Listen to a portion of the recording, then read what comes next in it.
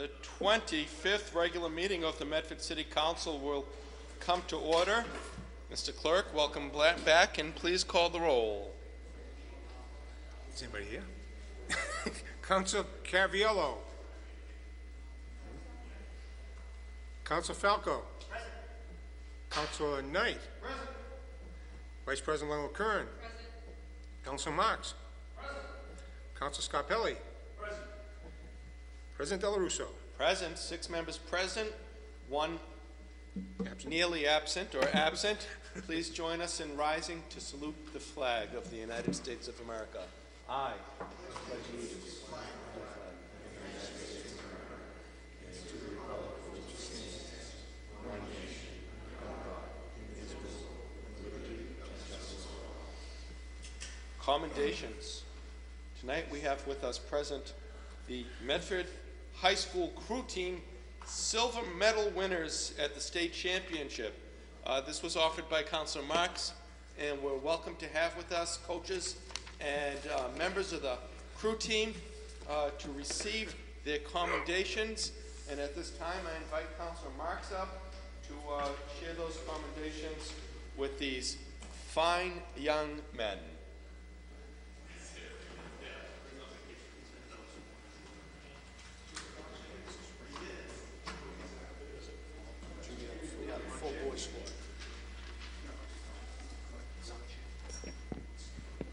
Thank you, Mr. President. It's my honor tonight to offer these council accommodations to the Medford High road team for the full boys squad. This is the 4th year in a row that they've won the GBL title. We were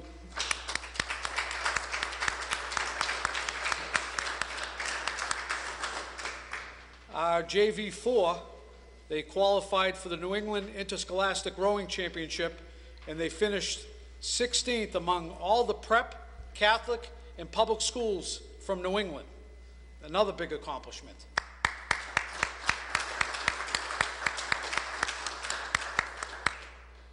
So I want to recognize, I know there's at least 2 on the team that are with us tonight, but I was just talking to some of the rowing team members, and they mentioned a funny story that took place this year at one of the row meets.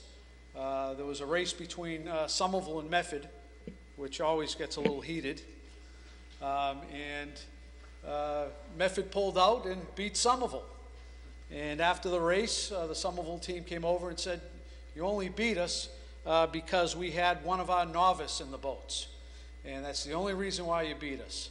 So Medford, being the community it is, said, "Get your JV, get your whole JV team. We'll meet you down on the river, and we'll race again without your novice." Sure enough, the race took place. And gentlemen, who won the race? Medford won again.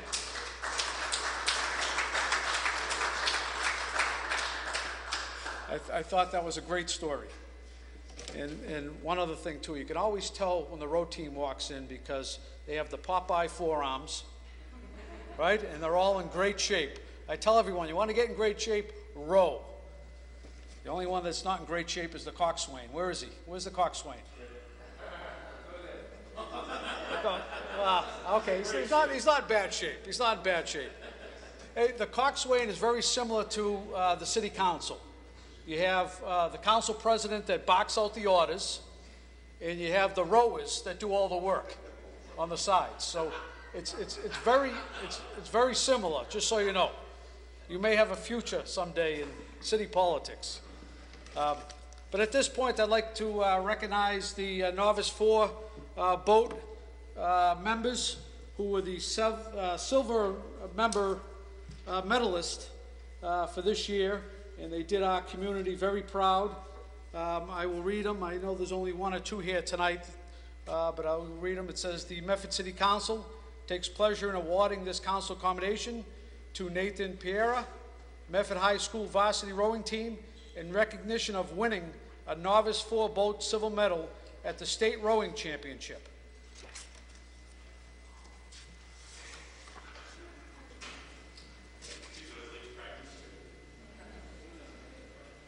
We have Sebastian Tringali. He's at camp. Good for him. Giandato Pigantone. Bitone.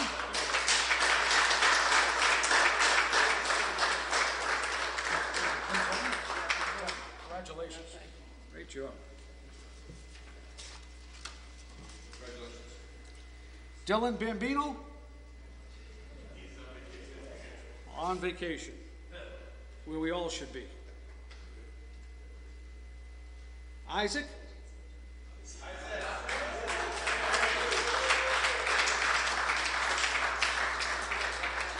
Congratulations. Thank you.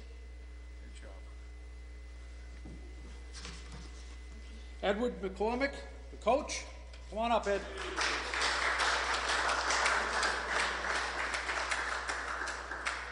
You know, we don't have a team without a good coach, and I'll tell you, Edward has done yeoman's work, no pun, on putting together a program that really reflects our community and really reflects a program that is up and coming. And we went from a community that was not known for rowing at all to being a program that's recognized statewide. And that's partly due to students and their competitive nature and their dedication, but also due to the coach. So, Coach, you have a few words you'd like to say? Thank you. Thank you, Coach. The only story I'd like to say is the reason why we're here is because Isaac, our coxswain, actually his equipment broke in the first 100 meters of the race. The rules are that if there's a legitimate break of equipment, you can stop the race as a freshman. He was smart enough to do that. His steering cables had broken, and he realized that he wasn't going to make it down the race course, and he stopped the race. The referees realized it was a legal stop. They called me so I could repair the boat, and they went back up and raced the race. And that's why we have the silver medal, because of a very, very smart ninth grader from Medford High.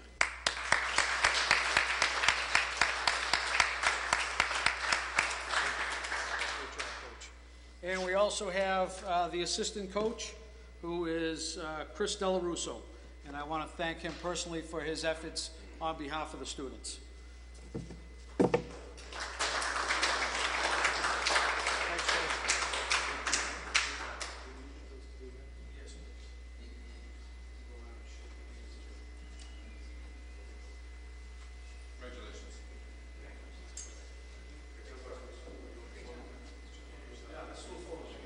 Let's get a photo, Coach. Coach, let's get a photo.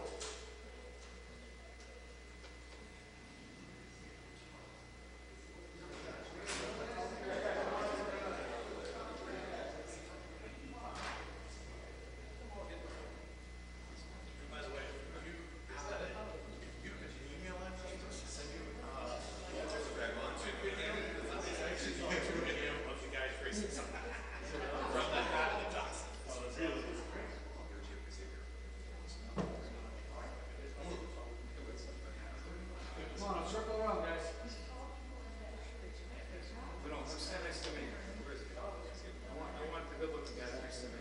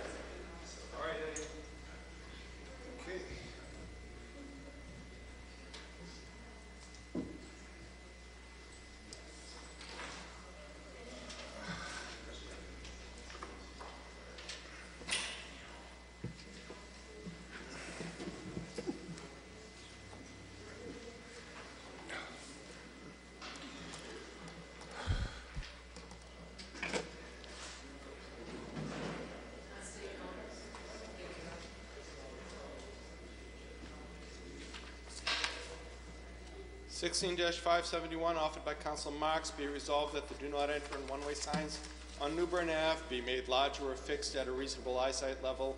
Over the past 2 weeks, cars are going up Newbern rather than down and causing a public safety issue. Councilor Marks. Thank you, Mr. President. I was contacted by a few residents that are seeing cars come up the one-way. They believe it's because of the one-way and do not enter signs being at a much higher than eye level view, and also the size of the sign. So I ask that this be sent to the Traffic Commission for their review and eventual approval, Mr. President. On the motion approved by Council Marks, all those in favor? All those opposed? Motion carries. Offered by Vice President Longo-Kern, 16-572. Offered by Vice President Longo-Kern. Be it resolved that in all future Board of Appeals hearings, notices are sent to all people within 300 feet radius of the requesting property. Madam Vice President. Thank you, President Dela Russo. I'd just like a roll call vote on this. It's come to my attention, especially since the Locust Street approval of 11 variances, that in past projects, the full 300 feet radius, residents have not been notified accordingly. I think spot notification has taken place on some instances, and I think for transparent purposes and to be informative to the neighborhood or wherever is going to be possibly affected, that all residents within 300 feet radius of the proposed property get notified of any Board of Appeal hearing or, request for a variance. I think it's extremely important that we do that and we keep it to the 300 feet and not pick and choose who we send notifications to. So I'd ask for a roll call vote, and we request that the Board of Appeals adhere to this. I'm under the impression that this is a matter of law.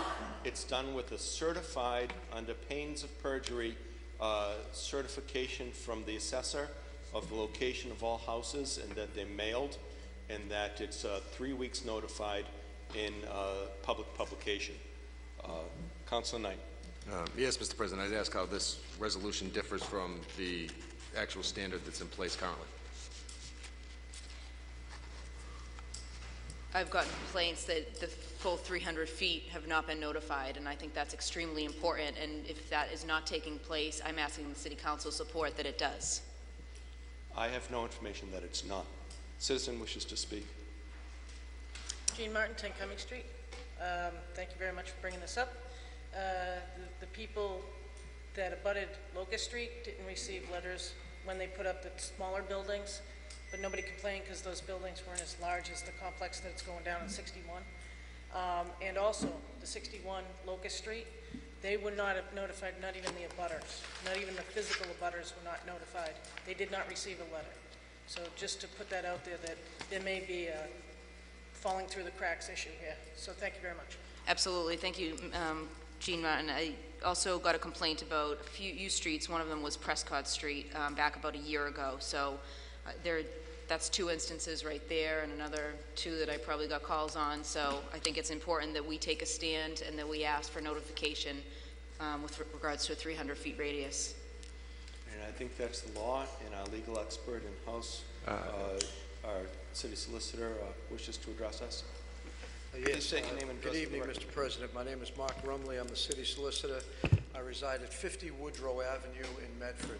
And the council's resolution, you can always do more than what the law requires.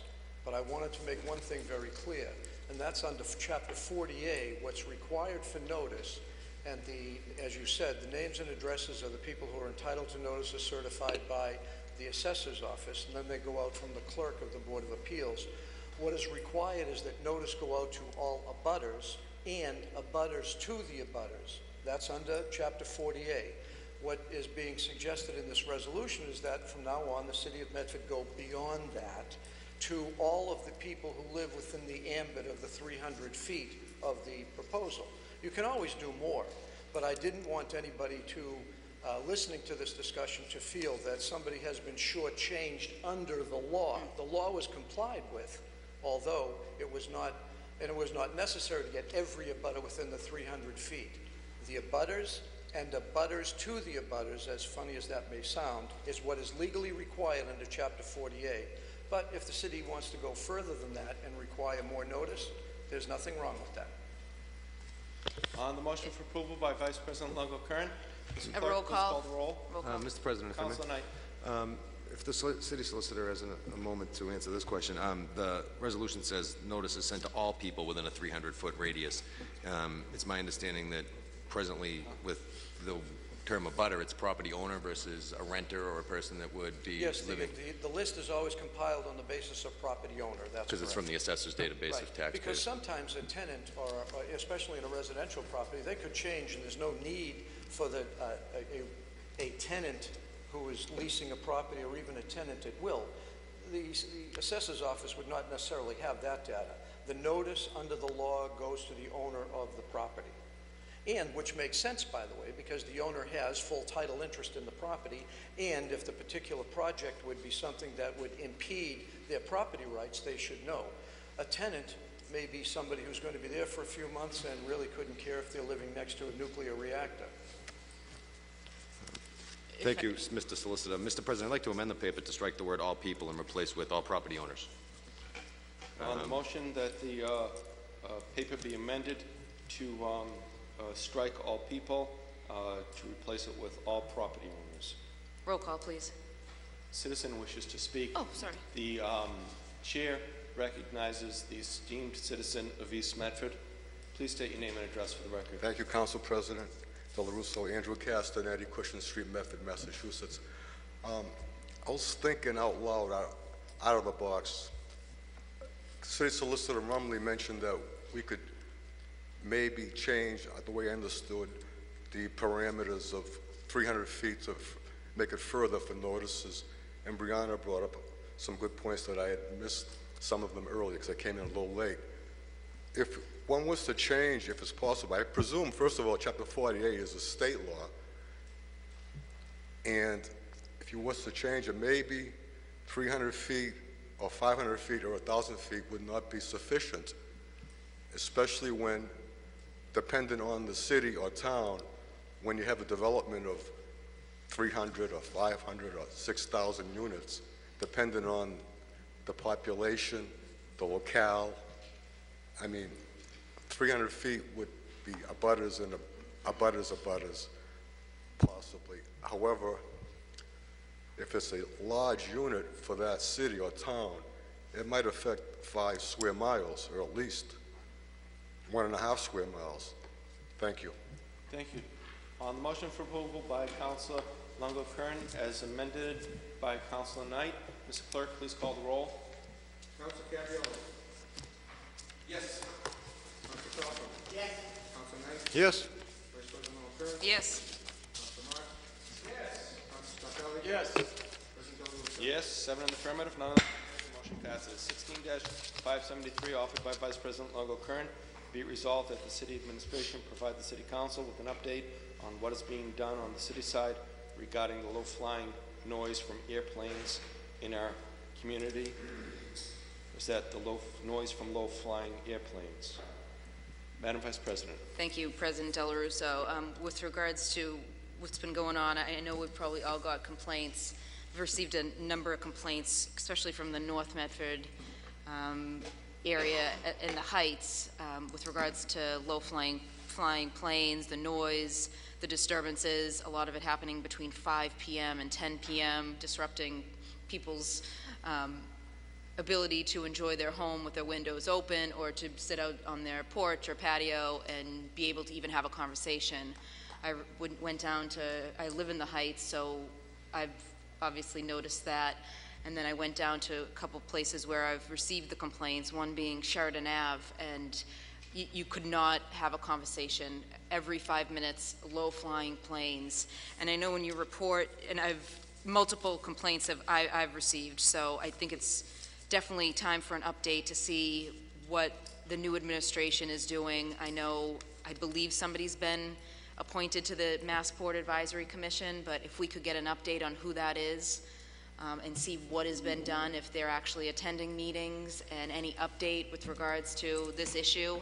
I know if a resident, I have a few complaints that were called in to Massachusetts Port Authority Noise Abatement Office, and they do respond to the complaints, but a lot of the responses are that they're, it's obviously runway 33L, and they're following FAA standard operating procedure.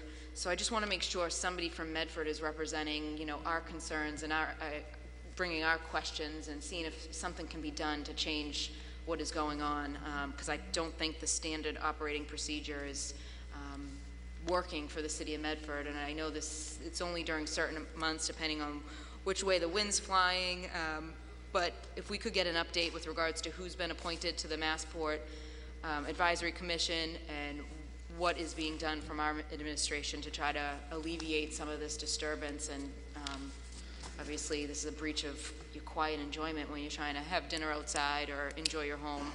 I think On the motion for approval by Vice President Longo-Kern, Council Knight. Mr. President, thank you very much. This is an issue that I think we're all rather familiar with. We've all been experiencing the noise in one fashion or another. I honestly have made several inquiries into this, and it's a very interesting situation, Mr. President. Up until very recently, the flight patterns that were being used were based on the same technology that was used during World War II. I spoke with a gentleman by the name of Stephen Bolognese. He's an attorney, and he's one of the premier aviation experts here in the Commonwealth of Massachusetts. And he explained to me that the way that planes used to fly was through a beacon system, and it was the same technology that was used in World War II. In the late 1990s, the federal government adopted a push towards using GPS-monitored flying control systems, Mr. President. And the reason they did that is because about 80% of the airspace wasn't being utilized under the post-World War II process. So I think that this is going to get worse before it gets better. But the mayor has taken affirmative steps, and steps that I'm very pleased with. She's appointed Attorney Leonard Gliona to the Massport Advisory Council to represent the city of Medford, Mr. President. And in my conversations with Mr. Gliona, he's already informed me that he's been to at least 2 meetings over there at Massport, and he's also been in contact with our state delegation to ask for some assistance where they have some funding responsibilities with the Massachusetts Port Authority. So with that being said, I certainly appreciate the work that Mr. Gliona has done. I think he's a great choice for the job, and he's more than capable of helping the city of Medford address this issue and this concern. I support the resolution that the councilor has put forward, and I look forward to hearing Mr. Gliona's response. Mr. Gliona is a great and competent attorney and a great advocate for our community. Chair recognizes Councilor Falco. Thank you, Mr. President. I also support this resolution 100%. I have received a number of calls over the past couple of weeks throughout the city. Down on Park Street, over in West Medford, I've received calls as well. I live in the Heights as well, and I just walk out into my backyard, and there's a plane flying over, and they're flying low. And it's like every minute and a half they're flying over the house, and it is continuous. So it's definitely a major problem that that impacts, you know, almost every neighborhood in this city. And it really... South Medford, we're fine. We're fine in South Medford. That's not what I hear, but I mean, from what I hear, they're coming right over, was it Harvard Street, I think, and it's an issue that affects every neighborhood in the city, and it really impacts the quality of life. So it's definitely something I support. I know there is a noise hotline that people can call, and Massport does you know, keep track of the people that do call. So I think it's important that people call 617-561-3333, and it's staffed by Massport employees, and it's definitely something that I think the more people that call, the better. I think you know, it lets the people at Massport know that this is something that impacts our quality of life, and I just wanted to just say that I am in support of this resolution, and hopefully we can do something to reduce the flights that cross over our city. Thank you. Thank you, Councilor. Chair recognizes Councilor Marks. Thank you, Mr. President. I want to thank Council Lungo for putting this on. And this has been an issue for many years, and unfortunately this city has done very little in regards to trying to rectify the issue that residents are having. If you look at the complaints, as Councilor Falco just mentioned, and I went on their website and looked up May, that was the last available, there were 174 complaints issued by residents of Medford, and that's in 2016. And if you look in 2015, there were 101. So that's almost a 75% increase in complaints year over year, which leads me to believe that there's more flights over this community. And when you look at the statistics And I know there's a group of Medford residents that are organized in this community and moving forward on a way to help alleviate some of the concerns we have as residents. They mentioned runway 33L, and that's the departures that are leaving Logan Airport. This year, compared to last year, there was an additional 500 flights on runway 33L, which directly flies over this community. And that is a major concern. I realize wind patterns, and there's a number of circumstances that would alter air flight, but in my opinion, Mr. President, this community is bearing a brunt of the noise. And to take it one step further, if you go on their website, they have, Massport has a whole mitigation site, and they brag about giving out millions of dollars in soundproofing, and they list the communities and what they've done replacing windows and other soundproofing initiatives in homes, schools, churches, you name it. And the city of Medford has one noise detector in the city. I believe it may be in the Morrison Park area.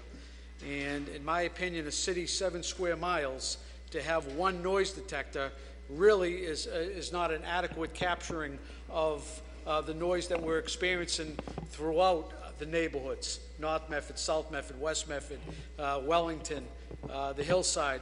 And I would ask, if my council colleague doesn't mind, that we request through Massport that they add at least another 3 or 4 of these noise units that measures the decibel sound levels. And according to, I guess, federal FAA rules, that there's a certain decibel level that's allowed. And in that area, we may be under the decibel level according to Massport.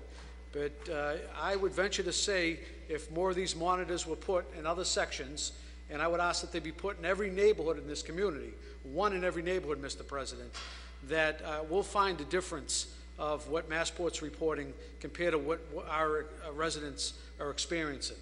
And so I would ask, if my colleague, Councilor Longo, doesn't mind, that we request that Massport locate these noise decibel, I don't know what they refer to exactly, equipment in the North Medford neighborhood, the South Medford neighborhood, the Wellington neighborhood, the Hillside neighborhood, and I believe there is one in the East Medford area, but I may stand to be corrected on that, but that it encompass all the neighborhoods, Mr. President, and I ask that that be part of the report.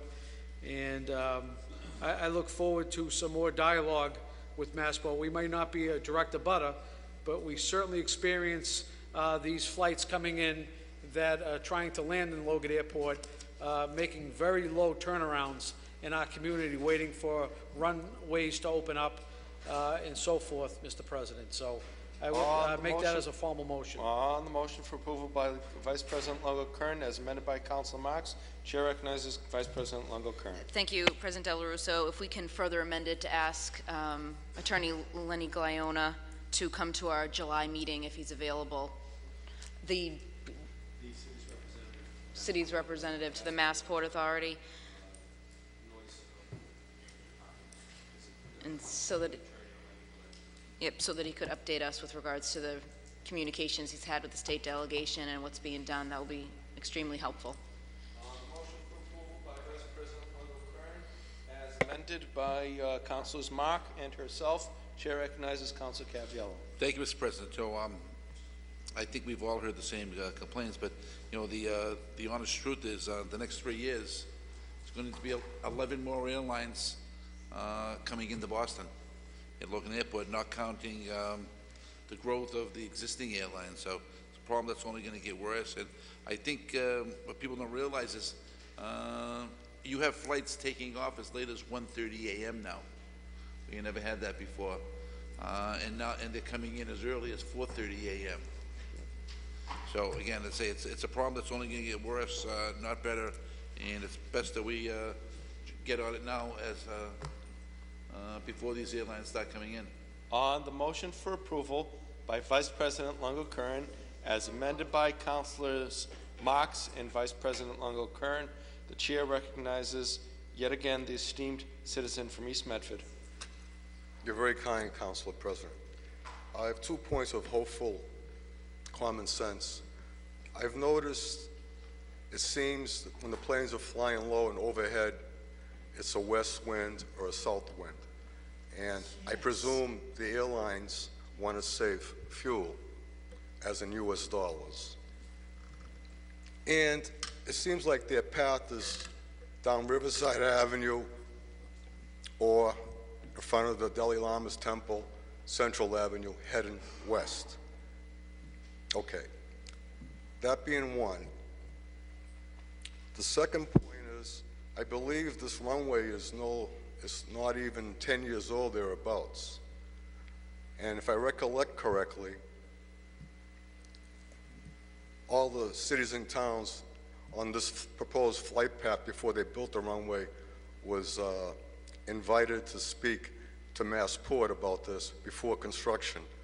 And I believe that would have been, and hopefully people did go from Medford community to make their points and concerns known.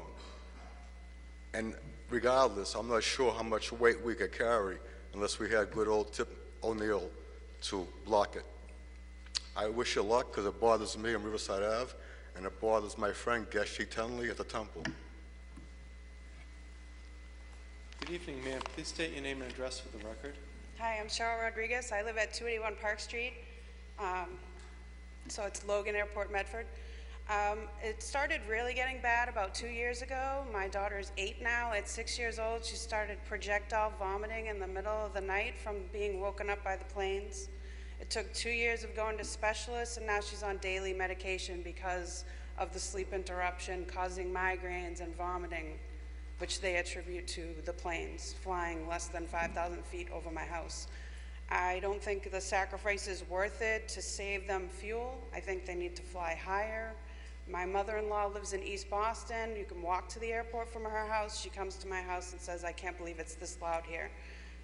You know, Medford needs to stand up and tell them to stop because other towns have stood up and they've been able to get the planes to fly higher. There's no reason for them to be under 5,000 feet in Medford. I don't care what the winds look like. Good evening, sir. Please state your name and address for the record. Sure. Luke Preisner, 140 Forest Street. And I want to thank the council for this measure. I think it's a pretty serious problem. It's a relatively new problem. It's about 3 years old. I'll echo a lot of things that were said by councilors, and I kind of welcome the ideas. I think you know, this kind of dialogue kind of moves the issue forward a little bit. Yeah, so prior to 2012, so in 2012, the FAA had a Modernization Act, and it was called the Next Gen Modernization Act.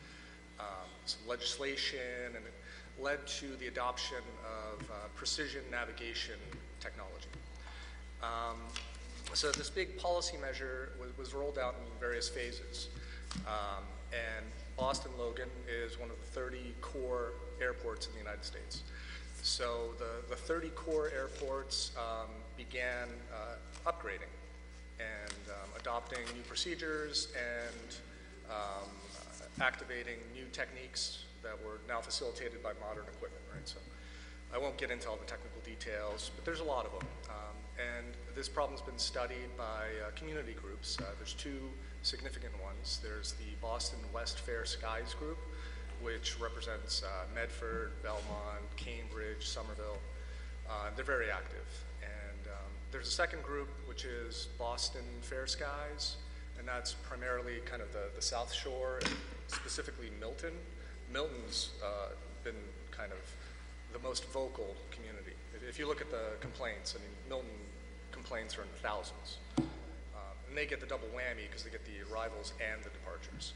So anyway, so the community groups are, they're mobilized and pretty active. We use technology. We actually have an ADS-B receiver, so we know where all the aircraft are. And we kind of follow their tracks, and you know, we can say exactly what the flight path is. And, analyze the data to see whether or not they're flying too low.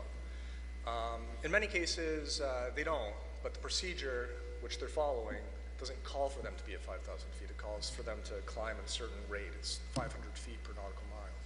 We're about 6 nautical miles from the airport, so if you do the math, they're about 3,500 feet up. So it's real loud. Mentioned the hotline.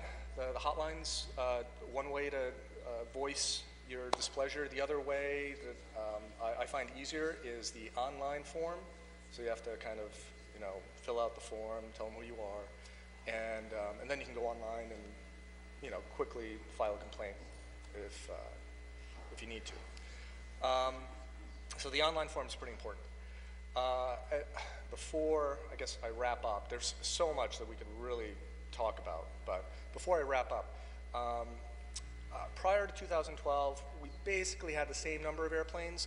The number is increasing, and it's gonna increase, and when they finish the Terminal E modernization, they're gonna be bringing on the biggest airplane in the world, the A380, and that's it's an intercontinental, wide body. It's a big jet, and it's going to be flying those Atlantic routes. So it's going to be taken off at 10:30, and so you're going to have real big planes. You already have real big planes, but you're going to have the biggest plane in the world operating on a Logan, and that's only going to add to it. So yeah, we're going to see more aircraft, but.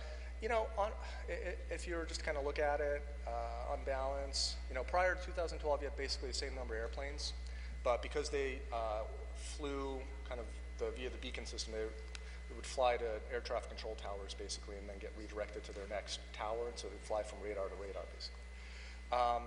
They had a lot of leeway in what path they could take, and so if you look at the tracks prior to 2013, May of 2013, they're kind of all over the place. The spaghetti is pretty spread out.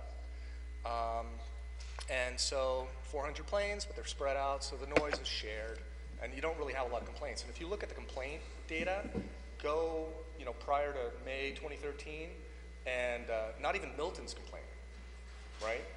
But after 2013, when the RNAV points came into force, so the RNAV is a navigation point, and the RNAV point for 33L is actually over Medford. That's why we get all of it.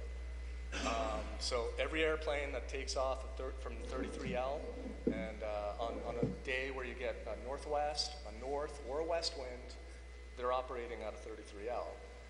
And it's going to be, I think, the worst. If you look at the sort of the complaint history, it starts getting bad in August, and then that continues until about November, and then there's like a big drop-off, and there's hardly anything in the winter. And then it kind of builds up again. So it's pretty cyclical, and from time to time you'll get the northwest wind in the spring, and so you'll get a lot of noise, in March, but it won't be over the course of the entire month. So anyway, prior to 2013, everybody's kind of, it's the Wild West sort of thing, they're all spread out. But after 2013, the RNAV point comes in, and it gets real tight. So you get the same number of airplanes, or maybe a few more, but they're all hitting the same spot in the sky. And so now you're getting, residents, hundreds of residents in Medford, Belmont, Cambridge, who see an airplane that's maybe 3,000 feet above their house, every minute and a half, 2 minutes. And so that's, that's the kind of like the funneling effect of this RNAV point. So anyway, to close, the online form, if you want to voice a complaint, probably the quickest way to do it. And the FAA is not done with next gen, and now they're going through this feedback period, and they're analyzing metropolises and looking at alterations they can make. And so San Francisco is getting some changes. This is a big national problem. It's not like a Medford problem. It's a national problem. And the FAA is working on it, as far as they'll lead you to believe. And Logan is going to be studied next. So if you want it to change, one of the pieces of data they look at are complaints and number of callers, not just number of complaints, because again in Milton they have like 4,000 complaints, but some of those people are filing hundreds of complaints, clearly, if you just do the math. So it's complaints, but it's also number of callers. If you don't like it, file the complaint because they are going to look at the data, and there is a process to kind of remediate, and that's ongoing. So that's all I have to say, and I want to say thanks for bringing this up because it is a public concern. It's a quality of life issue, and it certainly affects everyone that lives in Medford, and especially I think in this area, because they fly right over McNally. Thanks a lot. Thank you. On the motion for approval as amended. Reiterate the Boston, those two groups that you referred to. I didn't catch the Boston the first West. is, the one that's kind of local to us would be Boston West Fair Skies. West Fierce Guides? Yeah, they're all separate words, and they have a nice web page, a lot of visualizations of data that's been collected. It's informative. So I'd recommend seeing that one. And the other one that kind of caters to the southern communities, I think, is Boston Fair Skies. Boston West Fair Skies is the one we want to, I think, focus on as Medford residents. Great. Thanks for your input. Thank you very much. On the motion for approval as amended, all those in favor? All those opposed? Motion carries. 16-574, communications from the mayor to the president and members of the Honorable Medford City Council from Mayor Stephanie M. Burke, amendment to Chapter 26 entitled Education of the revised ordinances of the City of Medford pertaining to accountability of universities and colleges. Dear Mr. President and members of the Medford City Council, I respectfully request and recommend that your honorable body approve the following amendment to Chapter 26 of the revised ordinance of the City of Medford. This amendment will assist the city to better address the myriad of issues that arise when students live off campus. Specifically, it provides a mechanism through which post-secondary schools within the city will collect and maintain records of their locally residing off-campus student population.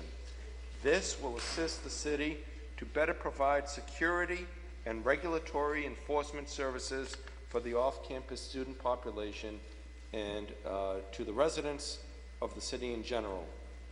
The full text of the proposed amendment follows. Sincerely yours, signature on file, Stephanie M. Burke, Mayor. Somebody please stop me from reading this. An ordinance amending Chapter 26 entitled Education of the revised.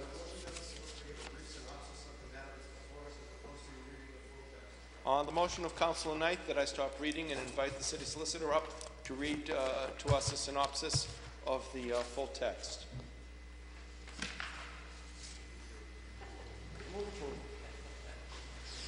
I'll do my best. All right. The synopsis is that this would be an amendment which would go into the ordinances under the section of the ordinances that deals with education. The reason that was chosen is that it really wouldn't fit well into zoning, and there's only one other chapter in education, so this one seemed to fit. The first section, which is 2641, is definitional, lays out the definition of campus, city, directory, school, and student. And the purpose of this is that students on campuses at universities and colleges, some live on campus and some live off campus. And it would be good without disclosing the identity of those who live off campus to maintain records of those who live off campus locally. And then we get to the meat of it, which says that every school in any part of the city shall collect and maintain a directory of names, addresses, etc. of undergraduate, graduate, full and part-time students with their graduation dates, telephone numbers, and roles at the school. In addition, to collect and maintain a list of properties currently owned, leased, rented, or operated for use as student residences. And the addresses, telephone numbers collected for these purposes would reflect where the student actually resides locally and what telephone number the student can be reached at for a period of time that they reside in the city. And then the school would be required to maintain a directory of this information, and no less than twice a year the school would collect the required directory information and no later than 30 days following the first day of each semester. And any school on a quarterly system shall collect the data itself no later than 30 days following the first day of the first quarter of each academic year. I'm sorry to have gone through the time frame so quickly, but I just wanted to give you, it can be read just as easily as said. And then upon collection of all of the information, the directory shall be organized and maintained by the school. so that the information is accessible and understandable to any authorized school official.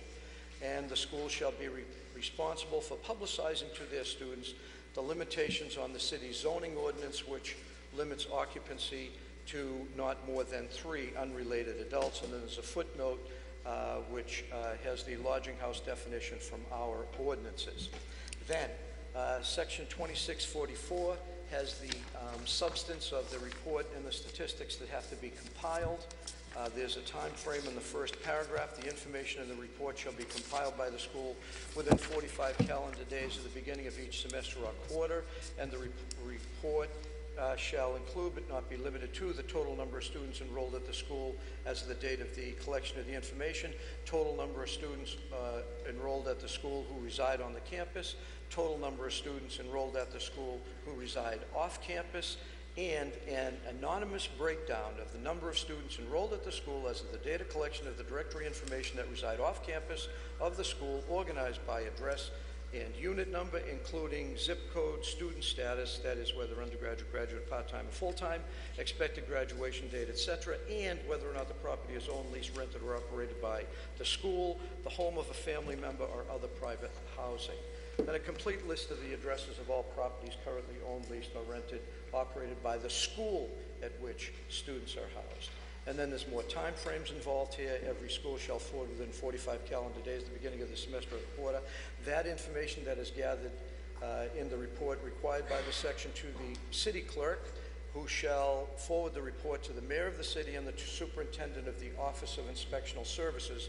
In our case, that would be the building commissioner. That probably should say building commissioner. I think that would be clearer. I beg the indulgence of the council, if this is going to be favorably looked at, to say the office of the building commissioner. The clerk shall also docket the report and include in the docket the agenda at the next occurring meeting of the city council. The failure or the refusal of the school to forward the report shall be non-compliance with the provisions of these sections, and if they do, then under the next section, which probably should be 2645, so I ask for another amendment on that, and that 7155 came from another place, which I can explain. Here are the penalties if they fail to comply. There's a non-criminal disposition, and if necessary, the city can consider each offense a separate and distinct offense, and there's nothing which precludes the city from instituting any other remedies to abate violations of this ordinance. So there's a couple of amendments that are necessary to clean that up, just eyeballing or reviewing the data in the proposed ordinance. Mr. President, motion to amend the paper before us in the second to last paragraph and the second to last sentence. We'd like to strike the word superintendent of the Office of Inspectional Services and replace that with the building inspector. We also have an amendment that I'd like to propose, Mr. President. It would read section 7-155 violations. I'd like to strike section 7-155 and replace that with 26-45, Mr. President. As amended by Councilor Knight. Mr. President, this is an excellent measure that's brought forward by the mayor. This is a piece of legislation that mirrors that was being discussed in the Subcommittee of Zoning and Ordinances that came off the heels of a council resolution that was passed to establish what would be called a University Accountability Ordinance. In reading the language in this document here, it mirrors the language of the City of Boston's University Accountability Ordinance as well as that of the City of Somerville. It seems to have worked in those communities rather well, Mr. President.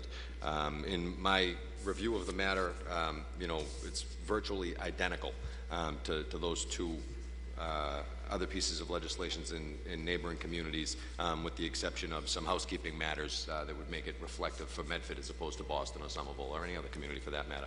But this is a measure that I wholeheartedly support 110%, Mr. President. I'd move for approval on it, and I'd ask that the body here support this measure and that the vote be taken by a call of the yeas and nays. Very good. On the motion for approval as amended by Councilor Knight, yet another shining example of the city's administration responding to the requests of the council. Vice President Longo-Kern. Thank you, President Del Russo. I just want to second the motion for approval. This is something that we began talking about right after John Bavuso got on board, I believe, 8 years ago, and it's something that, never came to fruition. So I want to thank the administration and the mayor's office for pushing this forward. I think it's definitely something that is going to be very helpful to not only our police department, but fire department, as well as our code enforcement officer, who, when we started talking about it, I believe there was a issue, a few residents were here with regards to, I think, complaints about a couple parties at the end of the year, and they got out of hand, and they were just, I don't know, can't recall it exactly. It was about, like I said, probably about 8 years ago. So this is something that definitely will help the city of Medford, and I appreciate the administration moving it forward. Chair recognizes Councilor Marks. Thank you, Madam Vice President. Thank you, Mr. President. And, I had the opportunity to read over the proposed ordinance, and I think it has a lot of merit. However, we are the legislative body in this community. This is 2.5 pages of city ordinance, and even though it may mirror Boston and Somerville, I think it needs to be vetted out within our community. This is a great way of enforcing occupancy restrictions, which is the restriction that we have no more than 3 unrelated people living in a dwelling. And I think this would go a long way in assisting the concerns we have with that. However, if you look at the city of Boston, their code enforcement department doesn't consist of 2 people. If you look at the city of Somerville, their code enforcement department doesn't consist of 2 people. So, I think we have to vet this out. I think we have to make it realistic for our community. The one concern I do have is that when we do get the names, I'm sorry, not the names, strike that, not the names, when we do get the addresses eventually from the educational institutions in our community, that puts this city on notice. So if we get 80 different addresses saying, there's 6 people living at each address, we're on notice as a community. And God forbid something happens in one of those apartments and the city of Medford doesn't reach out and do their due diligence on that, that may be a concern. And I'm just saying, I think we have to vet this out, maybe even look at language that states, once we receive the reports from the educational institutions, that the city of Medford is required to act on anything that is in direct, what do I want to say, direct conflict with the enforcement restrictions within our community that currently exist. They have to act within 30 days or 40, whatever it might be. But to just put this through, without any vetting process, I think this belongs in the ad hoc education subcommittee. Let them vet it out. Let them take a look at it. I believe the paper is already lying in the zoning and ordinance subcommittee right now, and we did have one meeting on it previously, just in terms of procedural history of the paper. Right, so the paper came from the mayor's office, not from the subcommittee. Point of clarification, if I may, Council Council. Knight. I filed the resolution. I attached language. The same concerns that you raised that night, that you're raising tonight, were raised that night. The matter was sent to subcommittee. The subcommittee met on 2 or 3 occasions at this point in time to take up this paper as well as other papers. We discussed the paper not in its full length or entirety. The language that was submitted by the administration mirrored the exact language that I was looking at when I was putting it together as the sponsor of the resolution and the proposed ordinance change. So I can understand where you're coming from, and I'm sure you can understand where I'm coming from, and I'm very happy to see the language be pretty much virtually the exact same language that I was proposing at the subcommittee level. Right. However, I feel as though this is a great measure, Councilor. I don't want to stop you further. I just wanted to give you procedural history as to where we were and where it came from. But I put a measure forward. This body voted to put it into subcommittee to draft something. Something was drafted. The vetting process was ongoing. The paper was never reported out of committee. In the interim, the administration has put an identical paper forward. Okay, so I can appreciate that, but that came from the administration, and that's fine. They're able to submit requests for ordinances anytime, and they've done that in the past. The committee that Council Knight is talking about, the subcommittee, that paper is still before the subcommittee. It seems like it was partially vetted out, never reported out, so that's not the paper that's currently before us. This paper is from the administration. So if the council wants to go on record, without vetting out ordinances, which is one of our main responsibilities, then so be it. It's not going to have my stamp of approval on it, because as I just mentioned, there's some concerns within the language that I have that may not be concerns in Somerville and Boston, who have an ample code enforcement department. We all know in this community, we don't. And so for those reasons, Mr. President, I couldn't support it unless it's fully vetted out in subcommittee, and I would recommend that this be sent to the Ad Hoc Education Committee, where the good attorney mentioned that he found the appropriate place within our ordinances under the education section of it. So that would be my recommendation, you know, to have it fully vetted out, where it is the jurisdiction of this council to enact ordinances. We have a motion for approval, and yours, Counselor, is contradictory to that motion. So on the motion for approval, was that an amendment to the motion? Well, if he wants, we'll take a vote on that. I'm voting against it, so if it dies, it dies. And I'd rather see it not die. I'd rather see it go to a subcommittee. I'm supportive of this.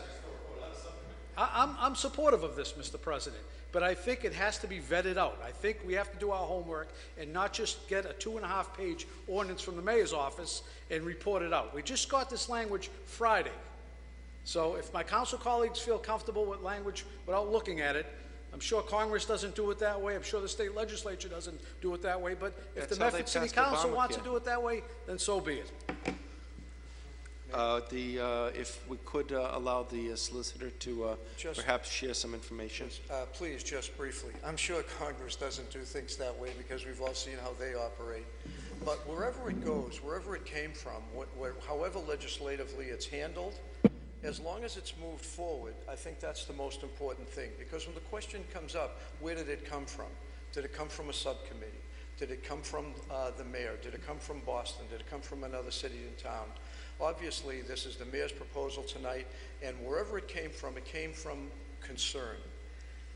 I don't want to wax on about something, but I have to say this right now at this juncture. Having been in the law department for 32 years, I've seen a lot of different things. And some things that are very hard and some things that are heinous. And you may recall, because some of the councilors were around then, I think, but the Harris Road fire about 14 years ago, 15 years ago, where a college student at Tufts died in the fire. And it was a place that was, as many times it occurs, it was a place that was being rented to too many students. And so after that, we tried to enact an ordinance which would have dealt with home inspections of 3 or more so that we could make sure that if there were going to be these absentee landlords that were going to stuff students in there, we could try to get at it early.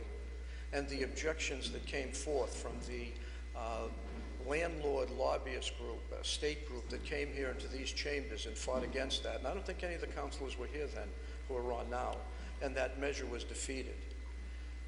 Having been through that experience, having spoken to that young girl's family, and also having the city of Medford entered suit against that homeowner who rented that out to recover at least our response time of police and fire. And I wish that we had never been able to do that. I wish that the girl had never had this happen to her, that her life wasn't cut short.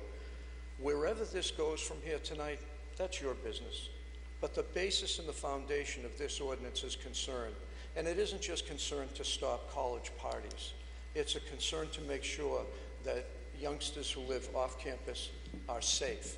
So wherever you send it, send it. And I have no doubt that every one of you councilors have the same concerns that I do. So where it goes is less important than it gets moved forward.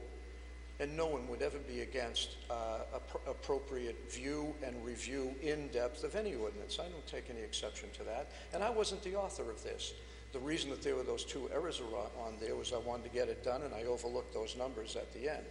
But wherever you send it, as long as it's moving forward, that we're doing something positive, then I feel better, and I think that it's a tribute to this council to address the same concerns that came up when that young college student's life was shortened in that fire at Harris Road 14 years ago. Councilor Knight. My concern is that it does keep moving forward, Mr. President. I think Councilor Longo said it best. It's been 8 years in the making. We've had no proposed legislation that's been before the body, now we do. I took a shot at it, I put some proposed legislation together, I sent it into our subcommittee for review and for vetting. I'd be willing to withdraw my motion. Just if I could, and I respect the fact that you took a shot at it, but the Well, only shot that the administration did was to copy an ordinance from Somerville. I mean, it doesn't take much of a shot to do that. Let me finish what I was going I to say. know, but I'm just Yeah. saying, so to have it vetted out, I don't think is a big concern to vet this out. And I'm not saying it Or is, anything, Counselor. you know. What I'm saying is this. What I'm saying is I'd be happy to withdraw my motion, but whereas the Zoning and Ordinance Subcommittee's already met on it, I think it would make sense that it would remain in that subcommittee. That's all. With all due respect, Mr. President, if I could, Councilor Marks. if they were unable to get this moving forward, then maybe it deserves another subcommittee. And that's no I don't think it reflection was- on the members, but I don't think it was for lack of effort, Mr. President. President. I think it was because we had several other matters that were also on the agenda in there that were supposed to be reported out. One of them being the safe access to medicinal marijuana facilities. And that you really guys are took still up- busy with that stuff. Yes, we are. Right, so Yes, we are. maybe another subcommittee may be a good idea. Maybe you guys are Maybe. overworked and Maybe underpaid. not. You know, I'm So certainly not I complaining would about the pay respectfully overwork. ask that it be sent to the ad hoc education committee where, that's where it falls within the city ordinance, Mr. President. And I appreciate my colleague. I'm not trying to hold this up. No, I know that. I think this is a good idea, but it needs to be vetted. You still have your motion to send it, no, for approval tonight. I have a motion for first approval reading. on the floor, Mr. President. I have no problem withdrawing that motion. If somebody else wants it to go forward, then they can make the motion. But, you know, I made the motion right out of the gate because it was something that I feel passionate about, that I think it's a good piece of I made a legislation. motion. I made a motion to send it to the subcommittee. Right, So- I made the so- motion right when I spoke, and I spoke first, so I'm saying I made the motion right out of the gate. I'll withdraw my motion, let everybody Right, else say so- what they think about it. I have no problem with So the that. chair has the motion of Council Knight withdrawn, and the motion on the floor is the motion of Councilor Marks to send it to the Zoning and Ordinance Subcommittee. It could be your Councilor. motion. Doesn't have to be- Education. The Ad Hoc Committee of Education, which I think was created by Councilor Delarusso, if I'm not mistaken. Yes, thank you. So on the motion of Councilor Marks, Mr. Citizen, please. Please state your name and address Thank for you, the Mr. record. Castanetti, Cushion Street, 02155.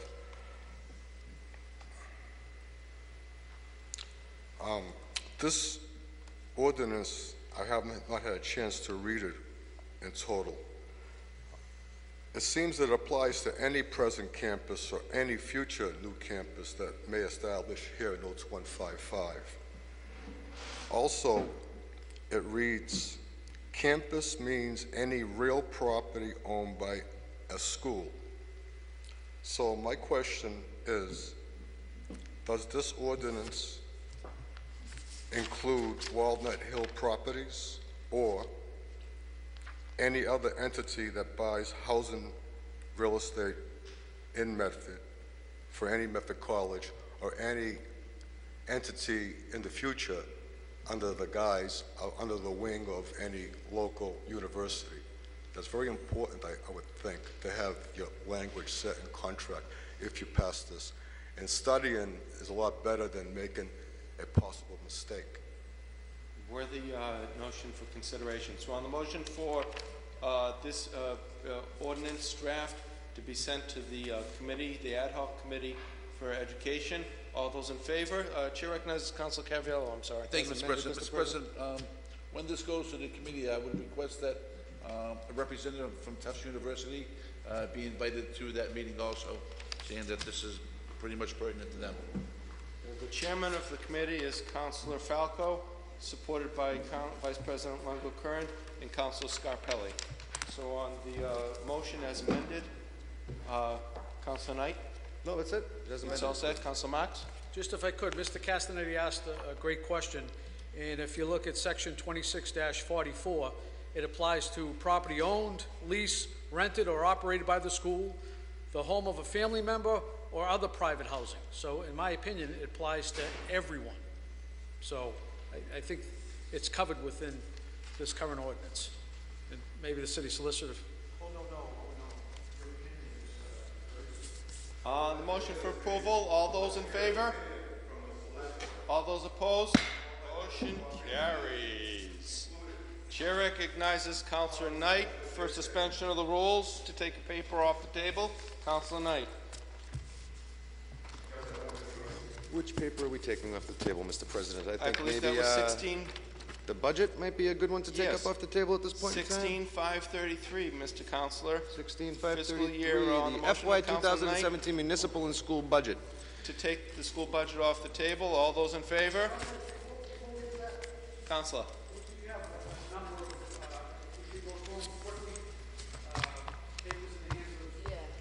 Okay. Okay, that's fine too.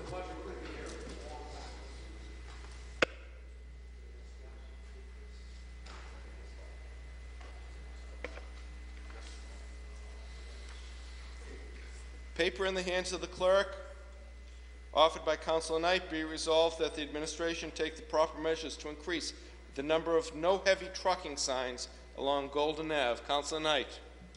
Yes, Mr. President, before we walked into our meeting this afternoon at 7 p.m., there was a zoning board of appeals meeting going on, and one of the items in discussion was the development of a property on Golden Ave. The zoning board of appeals has purview on that. However, there were some individuals that resided on Golden Ave that did have some concerns about the increase in volume of heavy trucking up their street. Golden Ave is a notorious cut-through street. I think we've all seen people take a right-hand turn on Mystic Ave from Harvard, and then the sharp left at Enterprise Towing up Golden Ave, and then they keep going all the way up. And I think for those who didn't know the shortcut, I just told them how to do it. But ultimately, Mr. President, the road's seeing a large amount of increase in traffic, and especially in heavy trucks. Heavy trucking is prohibited on the street, so I'm asking that the administration take the appropriate On the motion steps. approved by Councilor Knight, all those in favor, all those opposed, motion carries. Offered by Councilor Knight, be it resolved that the administration provide an update on the status of the requested painting and installation of a crosswalk between King Ave and Cedar Road, Councilor Knight, and Forest Street. Yes, Mr. President, upon the grand opening of McNally Park, I put a resolution in requesting that a crosswalk be erected so that residents who would like to walk to the park would be able to cross safely, because the nearest crosswalk is either at the foot of Forest and Salem or at Governor's Lawrence and Forest, Mr. President. So this would make it closer to the park. On the motion for approval, all those in favor, all those opposed. Motion carries. Offered by Councilor Caraviello, be it resolved that the Medford City Council request that the DPW repair the pothole on the corner of Evans and Central. Councilor Caraviello. Thank you, Mr. President. Mr. President, I was informed by a resident this evening that some of the potholes on Evans Street have been fixed, but there was one remaining. If the DPW can go out there and fill the one last hole, we appreciate it, Mr. President. On the motion approved by Councilor Caraviello, all those in favor, all those opposed, motion carries. Offered by Councilors Caraviello, Scarpelli, and Delarusso, be it resolved that the Medford City Council request that Winthrop Street resurfacing from Plaisted Road to Lawrence be discussed. Councilor Caraviello. Thank you, Mr. President. Mr. President, again, I think we've all received the same email in regards to Winthrop Street, and most of that street has been repaved. That is the only section left of the street that has not been paved. The hillside part has been, all the other parts of the circle have been. If we could request that the administration look at to possibly resurfacing that section from Plaisted Road down to Lawrence Road, would be appreciated, Mr. President. Let's get it done. On the motion for approval by Councilor Caraviello, all those in favor, Councilor Marks. I don't want to be the shark at the pool party, but Eversource will be digging that street up, as we all know, in 2017, from Winchester all the way down Winthrop Street, the whole length of Winthrop Street. To Somerville. Correct. They're going to be digging a trench, and then they're going to be digging 10-foot manholes every certain distance. And I did respond back to the resident, who I know well, and I explained that situation, that it doesn't make sense to resurface that large of an area where it's going to be dug up in maybe 8 months from now. I explained that some of the issues that they were having was regarding heavy trucking and some of the gullies and so forth on that end of Winthrop Street because of the construction of new homes down there. And I think that's a better recommendation at this particular point, to have the engineering department go out, check the road from the Winchester line all the way up to Lawrence Road, and see what recommendations they have of temporary fixes, Mr. President, before we can have, because that road's going to be resurfaced 100% after that work is done in 2017 from Eversource. That's installing an electricity line. So that would be my recommendation. I mean, I'll support either one, but I don't think that road's going to be resurfaced. And On the motion for approval as amended by Councilor Marks, all those in favor? All those opposed? The motion carries. Offered by Councilor Caviello, be it resolved that the Medford City Council requests that the electrical department replace the broken lights at the War Memorial Park. Currently, 4 lights on the ground are not working. Councilor Caviello. Thank you, Mr. President. A couple of veterans approached me in the last couple of days in regards to the lights being out. They're the ones that are on the ground, and I think I may have requested this a couple of months ago also, but now there are 4 lights out. So if they could be changed, it'll be greatly appreciated, and the veterans would appreciate it. On the motion approved by Councilor Caviello, all those in favor? All those opposed? The motion carries. Offered by President Delarusso, be it resolved that the Medford City Council come in and congratulate Jeopardy champion and Medford resident Laurie McDougall on her great success on the nationally syndicated game show. She is the sister of Sustainability Officer and Board of Appeals Clerk Dennis McDougall. On the motion of approval by Councilor Caviello, all those in favor? All those opposed? The motion passes. Offered by Councilor Marks, be it resolved that longtime Medford residents David and June Klein be recognized for celebrating their 61st wedding anniversary. Councilor Marks, happy anniversary. Thank you, Mr. President. You couldn't meet a nicer couple. David and June Klein are longtime Medford residents. They raised 3 great children in this community. And I asked David when I saw him the other day, what is the secret to a happy marriage of 61 years? And the words of wisdom that came from my friend was, it's a work in progress. And I think, I think he's correct with that. He said it's ongoing. Every day you have to work at it. And if they're any indication of what life's all about, I'm proud to know both of them. So I want to wish them a happy 61st wedding anniversary and many, many more to come. The motion approved by Councilor Marks. All those in favor? All those opposed? Happy anniversary ad multos annos.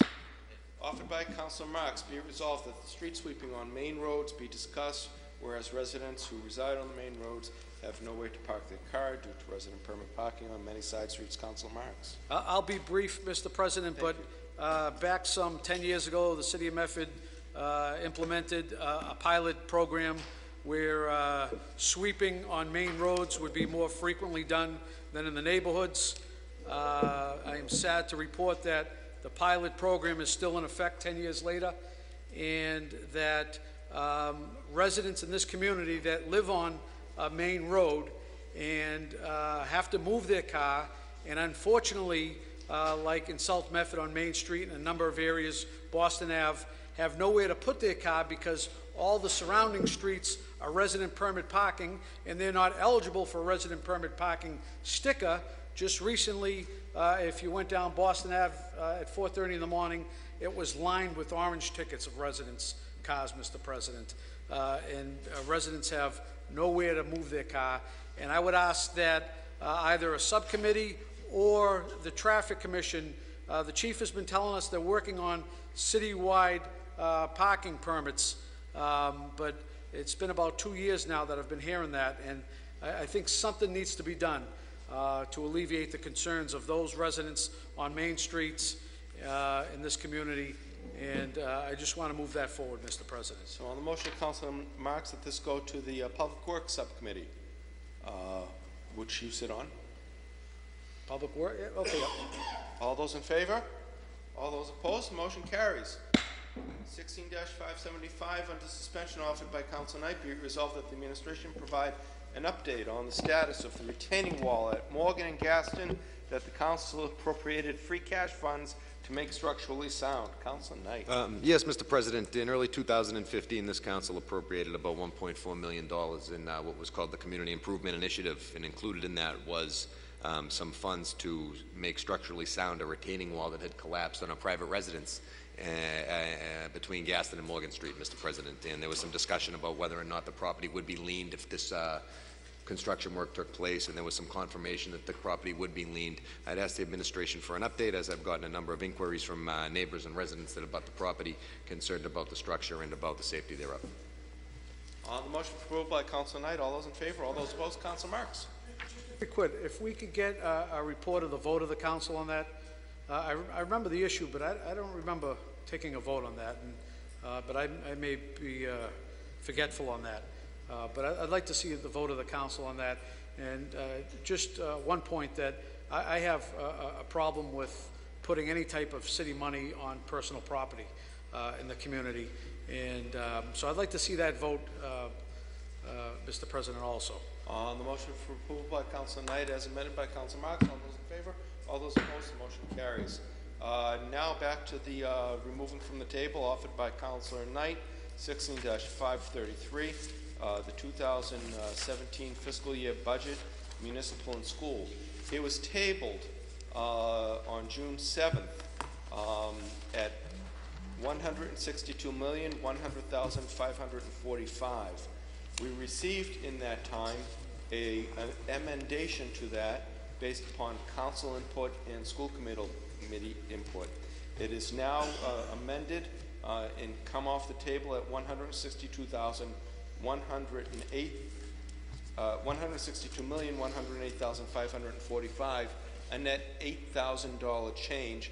That reflects changes both on the school side and changes on the city side, most in particularly the granting of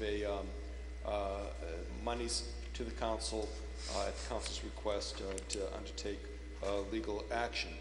So we have before us the amended budget dated June 15th, 2016, and councilors all received it on their tables last week at the total of $162,108,545.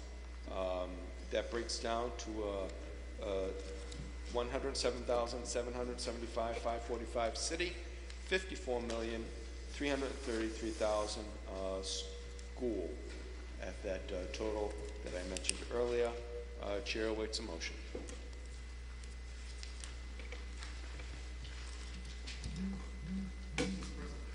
Councilor Knight. I'd like to ask the Director of Finance to come up and give a brief overview of the budget and what it entails. The mayor's budget statement might be sufficient. We have with us Ann Baker, the Director of Finance for the city, who participated in the preparation of the budget, and she'll give us a brief overview. Well, as you know, we've all gone through every line of the budget, and there's been a lot of proposals, a couple of changes that were made to give the council some legal funds in their budget of approximately $20,000, and there was $33,000 put into the bottom line of the school budget, and I believe the intended purpose of that is for kindergarten, additional kindergarten aides, and I believe that was a recommendation of the council. The proposed budget is a 4.3% increase from last year, and includes a 2.6% increase in the public school spending, and $2.5 million from increases in fixed costs such as health insurance is $1.35 million, pension costs is $444,000, trash recycling is an increase of $449,000, and debt is $245,000. An additional $500,000 is attributed to the MWRA assessments for water and sewer. If these fixed costs are excluded, the increase is only 2.2%. So those increased costs, fixed costs, are really pretty much out of control of the city. I don't know if you want to, how far you want to go doing any more. We've added a half-time position for information technology to assist in moving the city to Office 365. We've filled all the vacant positions in the Department of Public Works, including augmenting the tree warden from a part-time to a full-time position. Maintaining current police staffing levels with the addition of funding to begin the process of transferring over to civilian dispatch officers. This, in fact, will augment the police services with 10 additional officers that served in dispatch that will now be serving as police officers. Not that they didn't serve as police officers before, but they would be patrol officers. Increase the current fire staffing levels by 1 firefighter. Increase in personnel costs are reflective of settlement of the collective bargaining agreement. in 2016 for a contract that expired in 2013 that was recently just settled. The impact from the 3 fiscal years of the wage increases that are seen in the fiscal 17 budget. This is a 3-year agreement. We're appointing a part-time custodian to the Chevalier Commission budget. That's a new position. We're committed to funding the requirements of the State Library Commission to ensure that we'll maintain the grant from the state for the library funding. Restructuring of the building department to incorporate the weights and measures inspector into that department. An increase in the school budget of $1.4 million. And we'll continue to try to see. The city's budget is supported by the following revenue sources as every year. Real and personal property taxes of $104 million. Local receipts of $16 million, of which you've received the detail of the local receipts in your packets, which includes hotel and meals tax and cable fees. Enterprise revenues from the water and sewer of $24 million, which supports the enterprise operations and those costs in the budget that support fixed costs for those employees in the enterprise budget. Building assistance reimbursements of $3.2 million that we received from the Mass State Building Commission for the schools that we built in 2001 and 2000. That's $3.2 million.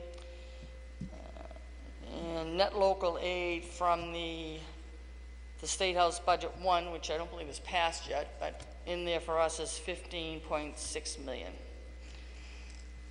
And the local aid is expected to be about $300,000 greater than last year. If you have any further questions. Thank you. And may I point out that the City Council has been meeting on this budget since Monday, June 6th. We've met several times each week and on Saturdays. And we've sent dozens upon dozens upon dozens of papers, questions, and requests to various department heads and the mayor's office for answers.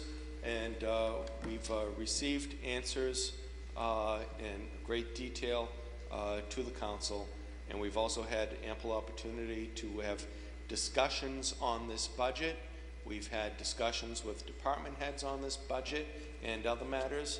And we've had frequent discussions and repartee with various members of the administration and their designees.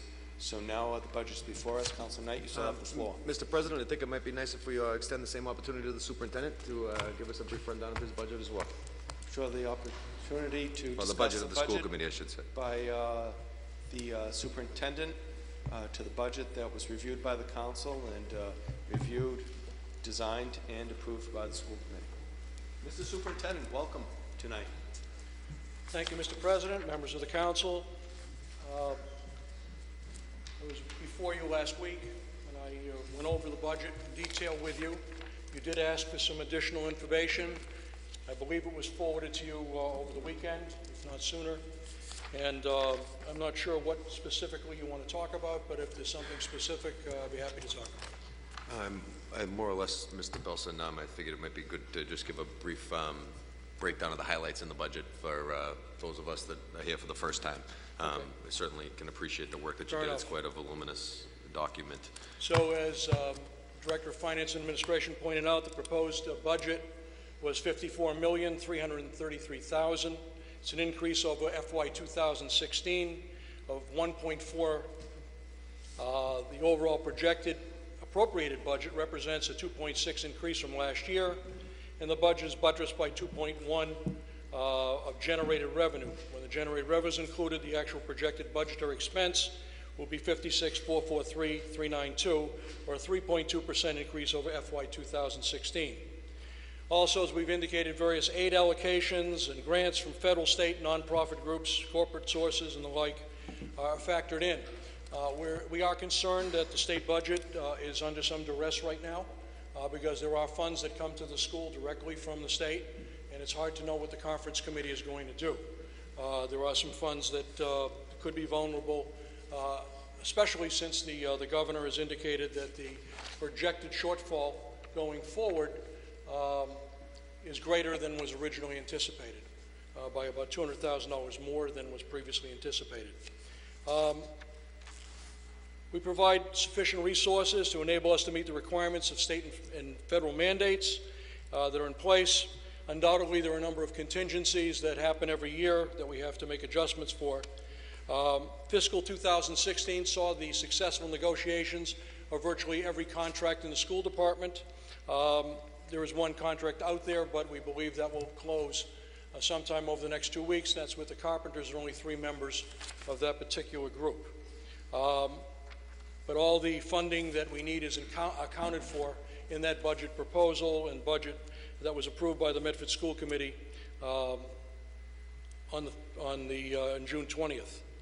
We're working with the mayor, as you know, and you've asked for some of these things on capital planning. You asked for a listing. I gave you a listing. I also gave you a short-term listing of things that we thought might happen sooner or would like to happen sooner. Obviously, it has to be factored into the total city's approach to capital planning, and we look forward to working with the mayor. We've talked about a number of things. Overall enrollments in the schools remain pretty stable. Class sizes are very, very good. The actual distributions by school will vary somewhat as people come and go during the summer months. The vocational enrollment is definitively up, and there are a number of new offerings that we think are terrific offerings, and our young people are flocking to them. Minuteman allocation has been so sharply reduced over the last several years. 3 years ago it was $1 million. It's now down to about 400, and it will be less than that going forward. We do anticipate some increase in ELL students who don't speak English as a first language.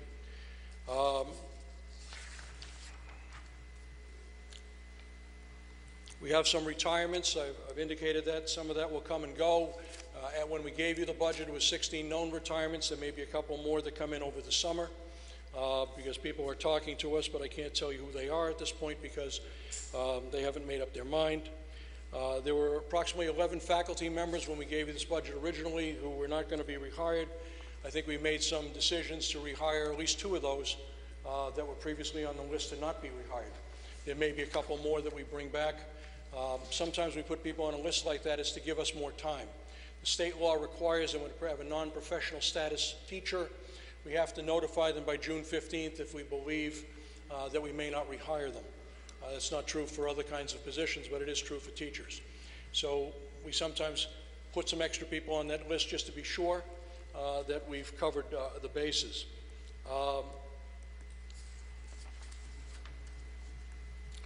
Elementary supplies have increased. All supplies across the district have increased. I think I did tell you that Envision was in its last year of payment. It's about $82,000, and after that we'll be able to take that amount and use it in other areas.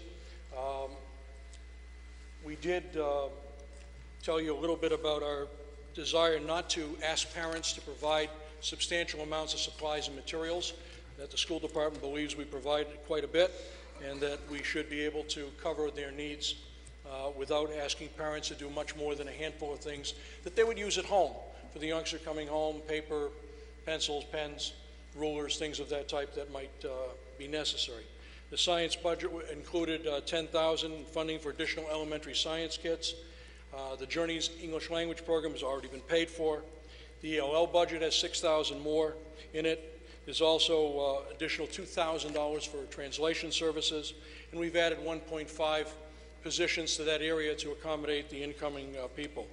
The special ed department will add an adjustment counselor to that level. There will be 16 adjustment psychologists and 4 behavioral specialists going forward, but we've added a 5th behaviorist as part of the discussions with the school committee in their last hearing, and it's also included in what I've sent to you. We've eliminated one administrative position, the clinical coordinator's position. We've added a librarian to the middle school, so each school will have access to a full-time librarian, not full-time, but they'll share a librarian plus some para-help. We've added a math coach to the elementary schools. We've added 3 full-time kindergarten aides to the Roberts Elementary. And I believe that that's the limit on that. The vocational school will be adding 4 teachers to support expanded programs: engineering, robotics, business technology, multimedia program, computer and business. Hospitality program is envisioned. It may happen with some additional dollars that come from the outside. The vocational budget has $10,000 more for instructional supplies, an additional $23,000 to support needed equipment. And they also get $65,000 of Perkins federal funds that we think will be good. They'll also, as I indicate, save some money in the tuition to Minuteman. The English department has added $2,000 for textbooks and also e-readers. It will also help to support a program that helps youngsters in transition. The mathematics department will be adopting a new high school textbook program with an annual payment of $36,000 each for 3 years. Additional math upgrades will follow over the next 2 years as the Envision payment is done this year. The department will also be doing some work with school computer science programs and share some teaching time. The science department has $10,000 increase to fund the elementary engineering program. I indicated that before. The social studies department maintains a strong textbook account of $20,000, and that will help them with their advanced placement European textbooks and with other books that are part of their overall program, including the Global Scholars Program. They did add 14 classroom sets of new 8th grade U.S. history textbooks this past year. The foreign language department has an increase of $11,200 to support the acquisition of new Spanish textbooks and to support the Latin program that has been reinstituted. The physical education department, health education, will receive $9,000 more in replacement classroom supplies and equipment system-wide. That came from a decrease in the need to fund the Michigan model, which has already been purchased. That's the health education model that we use in conjunction with our substance abuse prevention program. The fine arts department will stay consistent when $9,600 was added to support programs. We did talk about the band program. We're working on a paper that we will bring to you to sell off some old musical instruments and deposit that in a gift account that will require your approval so that we can then reinvest that in the music department going forward. The library and media instructional technology has been increased by $14,900. It's on top of last year's $70,000 increase, which we put in the budget for instructional supplies to ensure that our technology is properly able to go forward. There's several grants that fund these things as well. We have some money in Block 003 for technology infrastructure. The Health Services Department provides nursing services to our schools and contributes greatly to our efforts to support social and emotional issues and substance abuse prevention. The staff also assists with SPED medical issues that are part of IEPs and 504 plans. The small increase in the budget to cover contractual professional development and summer coverage. I told you that the Department of Public Health gave us a $15,000 grant to coordinate with outside agencies. It's an innovative grant. Not many in the Commonwealth at this point in time. Hopefully we can do something really good with it. The Department of Public Health also pays for at least the majority of at least one other nursing position. The Guidance Department added an additional counselor to staff last year, but they're getting $800 more to help them with their supplies, materials, and professional development. We will continue to pay for the PSAT program, which enables youngsters to take that version of the SAT at the early stages, because many kids can't afford that. The middle school budget will see an increase in student activities lines by $2,000 per school. We will be filling the assistant principal position at the Andrews, which was vacated by the retirement of Miriam Murata. We will be filling the assistant principal position at the Brooks, which was initiated by the leaving of Kevin Andrews as the principal and the promotion of Suzanne Galusi to the position of principal. We've increased funding to sustain a third late bus at the middle schools. Parents and others like that. They feel that the kids need more time to stay after school. Medford High School will see a $12,500 increase in non-salary lines to accurately reflect actual expenditures. The high school student activities block will increase by $10,000. There's a lot of activities going in by the high school. You see it all the time. The kids are always coming up with new things. They're really doing a great job. The athletic department salary account reflects the actual cost of coaches and the trainer's full salary. Each year we weight information to the cost of contracted services, officials, buses, things of that sometimes drive the cost up. We're also moving, as we've told you, into the Northeast Conference, effective this spring, so that the GBL will merge in. The details will flow out in the next little while. We talked about a user's fee, but we kind of decided at the last minute we weren't going to do that. We would eat that and try to find other ways to raise money. Security budget reflects the increase in personnel covering our buildings. The Raptor technology system is picked up in our technology budget. We've paid for most of it. Now it's just supplies and materials at this point. We also have some money for camera repairs, but the bulk of camera upgrades will be in capital. Our operation and maintenance budget reflects a salary increase for custodial and maintenance staffs. We go out to bid for the cleaning service, projecting a 10% increase. Our heating and utilities are expected to remain pretty much the same. We're adding about $50,000 to the supply budget. You asked for a breakout. We provided that to you in the weekend distribution to you. And I indicated major capital repairs would be coming through a different source. Regular large vehicle pupil transportation is $120,000 higher than last year. We're in the second year of a contract. We think we can reduce some of that. We hope to be able to reduce some of that by using a smaller bus to take youngsters to Minuteman 1, and also to possibly use our new TransFinder route development system, possibly to even consolidate and maybe even drop off a bus. We want to be careful before I say that, because obviously I don't want the time to increase for youngsters in travel. Vocational Transportation Fund in Block 17 may see some reimbursement from the state. I'm wary about that. It's $1.7 million statewide for non-resident transportation. That's probably a very ripe area to be cut in the state budget and conference committee. We hope it doesn't. Special education transportation is up $50,000 from last year, reflecting the cost of small vehicles. And homeless transportation is also up $50,000. This was identified as an unfunded mandate originally, but the state has not funded it at the level that it truly needs, and there are more and more homeless families that we serve every year. I've talked to you about the public information officer. I believe it's a valuable add to us. I think that the position is well worth what we put into it, and I believe that we've already seen some significant payback. So we believe we've provided for many of the priorities identified by our professionals in the school committee. As we all realize, no budget provides for everything, and no budget does everything that everyone wants. A lot of things are aspirational. And I want to thank my staff and the people that work with me for putting this together, because I believe they've done yeoman's work in making sure that the school budget is a good document. And the school committee, I believe, put a lot of time in. They've had several pre-budget hearings, as you know what we're talking about. They met right through the year talking with department heads, getting their feedback, and then they met in June twice to go over their priorities and to make final decisions. So, Mr. President, I think that gives you a little bit to start with, and I'll be happy to take any questions. Thank you, Mrs. Superintendent.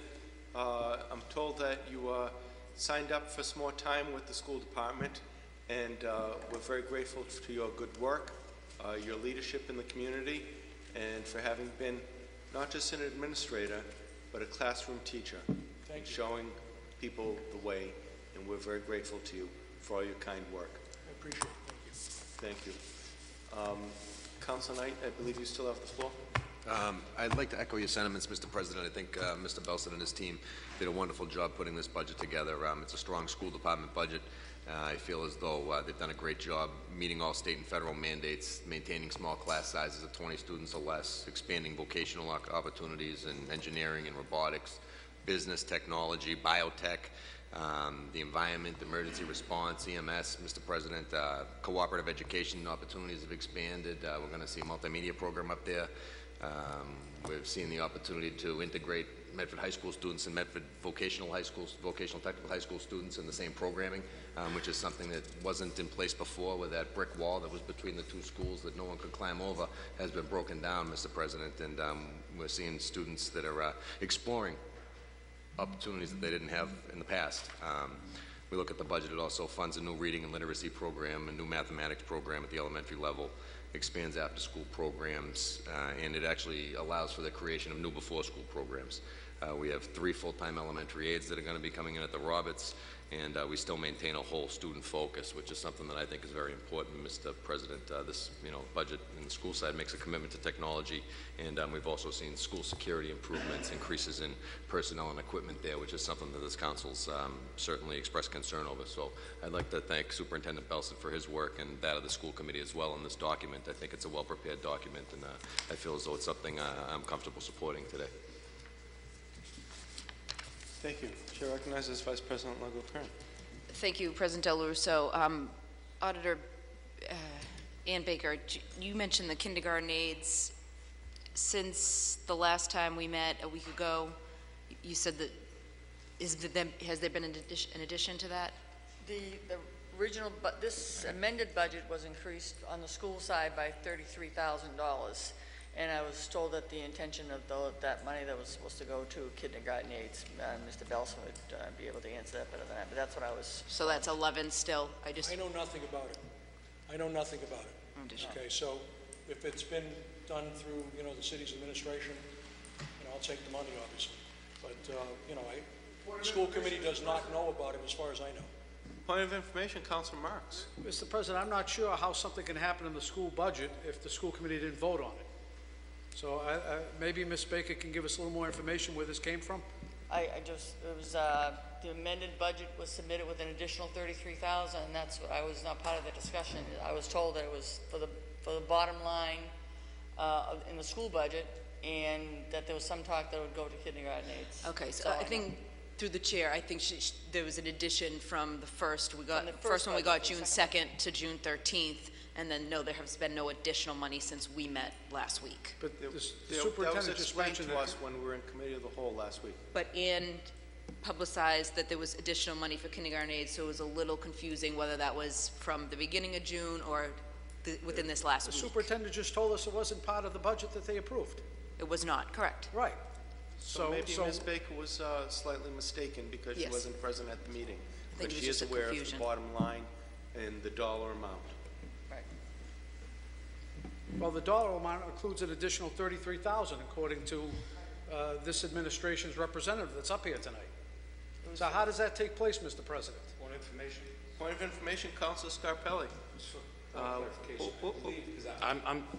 I'm looking at this as the 33 that was appropriated for the bottom line, then the increase to the Roberts that you said was increased, I believe, to add their kindergarten aides. That's what I believe. I was told it was $33,000 increase the school bottom line. Correct, okay, so, and I know the superintendent mentioned that there was an increase to the Roberts kindergarten aide positions to make that a full number. I believe that's what it was. Can I ask just a point of clarification?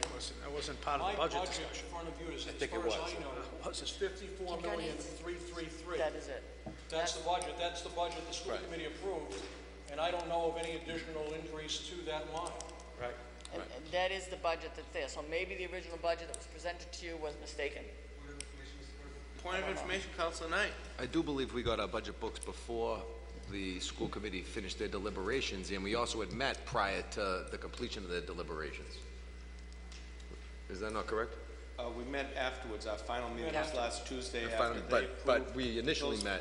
They had requested an addendum to the budget. What the specifics were of it, I don't remember, but I know there was a bottom line increase, and that's reflected in the amended budget that was presented to the council last week. Thank you. June until. Well, it still doesn't answer the question. So, Councilor Marks, if you have a question, what is it? Well, I've already asked 3 times. Well, the I'll ask a budget fourth. line that the school committee approved has not changed since the school committee approved it on the 20th. It's $54,333,000. So if something has been added to it, I have not seen anything added to that. And Ann is telling me that at this point in time, that's the number in front of you. That's If that's the number in front of you, that's what the school committee approved. That's what I know we have, and I know of no addition outside of the 3 kindergarten aides to the Roberts. And I indicated in the letter that I sent to you in response to your query that increase within the lines, okay, would be taken from certain lines, would be $23,775. That's the cost of that particular item, but it's not adding or changing the bottom line. Correct. So the amended budget that you're dealing with is the approved budget by the school committee, $54,333. Apparently, the first budget that was given to you must have been incorrect, because it only said $54,300,000 for the school instead of $54,333,000. That's why the amended budget was presented. So the first budget was incorrect. Apparently. Is there anyone from the administration that can answer that question? Any Well, you budget have, person? you have the amendment, you have it there in front of you, the Right, but original budget. is there a budget person from the mayor's office here to present a $162 million budget? Right here. No, is there a budget person, not a paper, a person? I have to present the budget right here. It's $162,108,500. So- It was submitted to you by the mayor.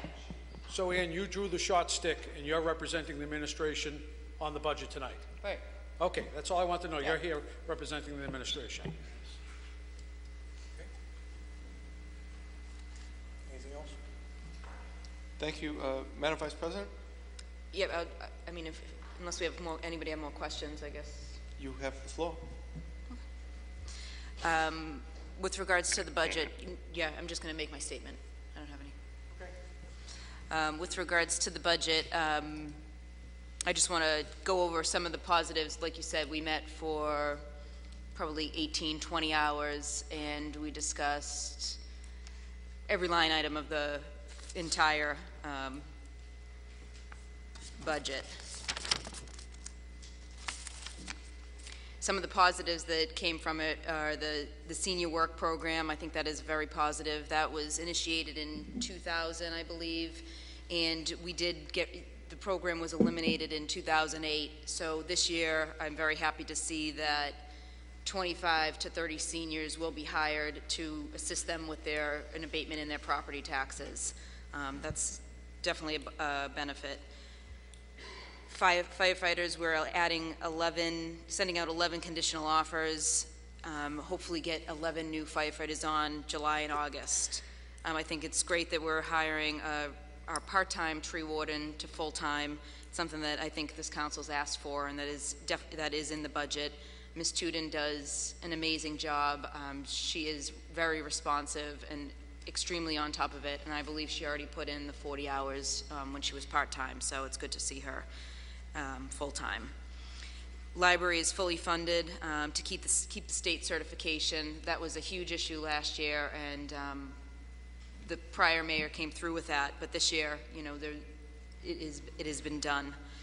I think video streaming is something huge. The people want transparency. They want to be able to view meetings, view not only council and school committee meetings, but they want to be able to view subcommittee meetings on a regular basis from their home, whether it be on TV or on the computer or, you know, out of the city. So that's definitely a positive.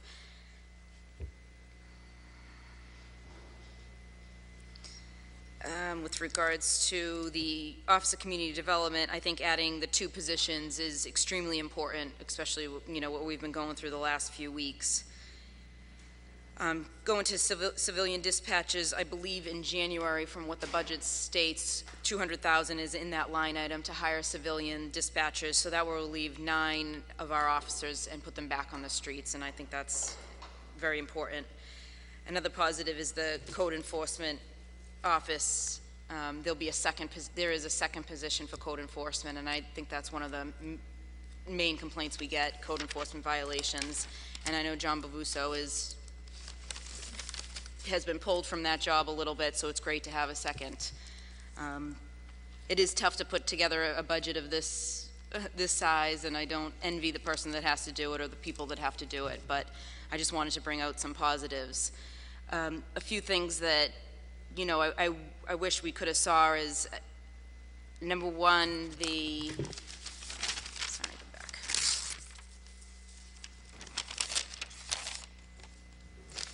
It was a tough process, I think. Someone commented that it was kind of, I won't even go there, but it was a tough process, meeting for 18 hours and having really nobody to answer our questions. We didn't have anybody from, I was thankful that the mayor spoke to us for the 3 to 5 minutes at the beginning of the first meeting, but to have nobody that could answer a question from the administration, to not have a budget director, was very tough to handle, and I think we all, I'm sure, had some frustration with that, so I wanted to make that clear. Hopefully the budget director that was hired can get right on top of it so that we can, as Council Falco has asked for, have monthly, you know, updates on the budget.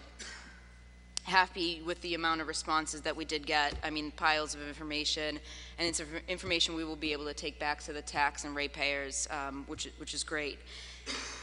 Half of the other responses were a tough swallow. A good amount of the responses said that if we made a recommendation, if we asked for something, it was, I'm sorry, we're taxing already to the 2.5 limit, or we're waiting for the capital plan.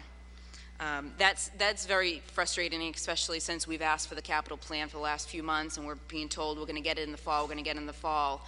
As of last night, we did ask, and there is a rough draft. We asked for it, and again, we're not being provided a capital plan. And I think the budget goes hand in hand with a capital plan. So it would have been nice to see a draft. I understand a draft is a draft. We might not have the actual figures, but we would know what 10, 20 projects we'd be putting money into as part of our capital plan. Are we looking down the road at going out to bond for $5 million in the next couple of years, or $25 million? Are we going to do a new police station? Are we not?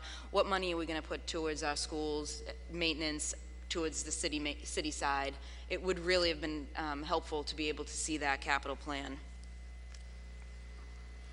I question a budget director being able to handle the procurement position too, but I think we definitely need to give that a chance, so hopefully that works out. When we met with the engineer, I'm very concerned with the fact that there's a lack of construction projects this construction season. We spoke and asked questions about Evans Street, Paris Street, Pinkert, Gorley, Dwyer, now Winthrop Street we're getting complaints about, and to have no capital construction plans in such a important time. We only have until October to do our streets and roads over, and to not really have any projects is disturbing. Whether it be lack of funding or lack of personnel in that office, I think that's something that definitely needs some more attention. The fire department did say Riverside Ave is the second busiest station in Medford, yet we have the mayor who supported a 490 unit complex in that area. That's something I have concern about. We do have the 11 offices, which is great, but I think we need to be able to step up enforcement. The zoning board, I believe, is meeting right now over a 200 or 300 unit complex behind Wendy's. Oh, jeez. Sorry, I'm boring you, Ed? Behind Wendy's, they're meeting right now, and then we had the Locust Street project. So we definitely need some work to be done with regards to building in Medford, and what we see, what is our vision with regards to just throwing up hundreds of apartment units and congesting our streets and roadways. With that being said, I'm just not happy. We have 24 boards and commissions in this city, 24, made up of multiple people, whether it be a 3-person board up to a 9-person board, and the only board or commission that is getting a raise in this year's budget is the Zoning Board of Appeals. I don't find that fair. I find it ironic almost, but I think that definitely raised some concerns. With regards to the Board of Health, we're behind in inspections. We need to get up to date on that, whether we need to hire more in that office or we just need to get it together. The parking program, I know there are a number of minor changes to that, and one that I was not happy about was the $25 charge to seniors. If a senior citizen wants a pass, they have to pay $25 for the year. In some respects, if it's very well used, that's going to be, obviously a great purchase, but I think that's something that we should have been able to give our money we're making from Republic Parking and the parking enforcement program. I feel like that's something we'd be able to give our seniors for free. Our police department is understaffed. We've had the robocall that went out this week, rash of robberies. You talk to officers, and there's just talk about the overdoses and the situations we're facing and what they have to deal with. We have six cars on overnight. So if you have something going on in Wellington, you have 4 cars rushing to Wellington, and you have 2 cars patrolling the rest of the community. I think it's time we add to our police force. Not just the 4 to cover retirements, but to beef it up a little bit. And I think that's something that I think we made that recommendation. It's, again, frustrating that all of our recommendations, nothing I think was put into this budget. Then to talk about the automobiles for the officers, if we are going to free up those 9 people, we really need to look at replacing, and we talk about it all the time, figuring out a way to replace 3 automobiles at a time each year. I spoke about the capital plan. I would have liked to have seen that. Happy about this video streaming, but the number of complaints I get with regards to people watching these meetings, I think we need a new system, and I've asked for just a quote on that, and we weren't able to get one before tonight. We have no grant writer. We have no leak detection program that the Water and Sewer Commission approved probably about almost a year ago now. With regards, I think others will comment on this, but the $400,000 that the city and the schools use for water, I think that should be in the city budget. I think you're just double taxing the ratepayer. And with regards to just a simple request to get a speed limit monitoring sign, we have one and ours is broken.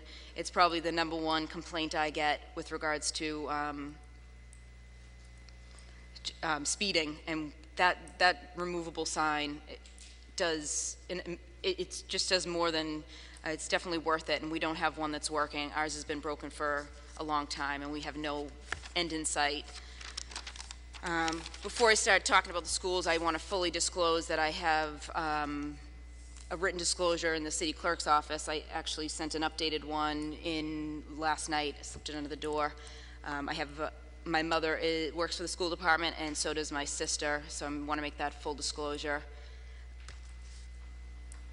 I think with regards to the kindergarten aides that was brought up, one great thing that has happened with the schools is the security. There's been a huge change in security within the last 4 months, and I want to thank the school committee and superintendent for handling that. Now, every time you go into a school, you have to show your ID, the doors are locked, you have to get buzzed in, show your ID, wear a badge. It's definitely I feel much safer. I do it when I go into my child's school, and I do it when I go into the high school, so I think that's definitely a positive.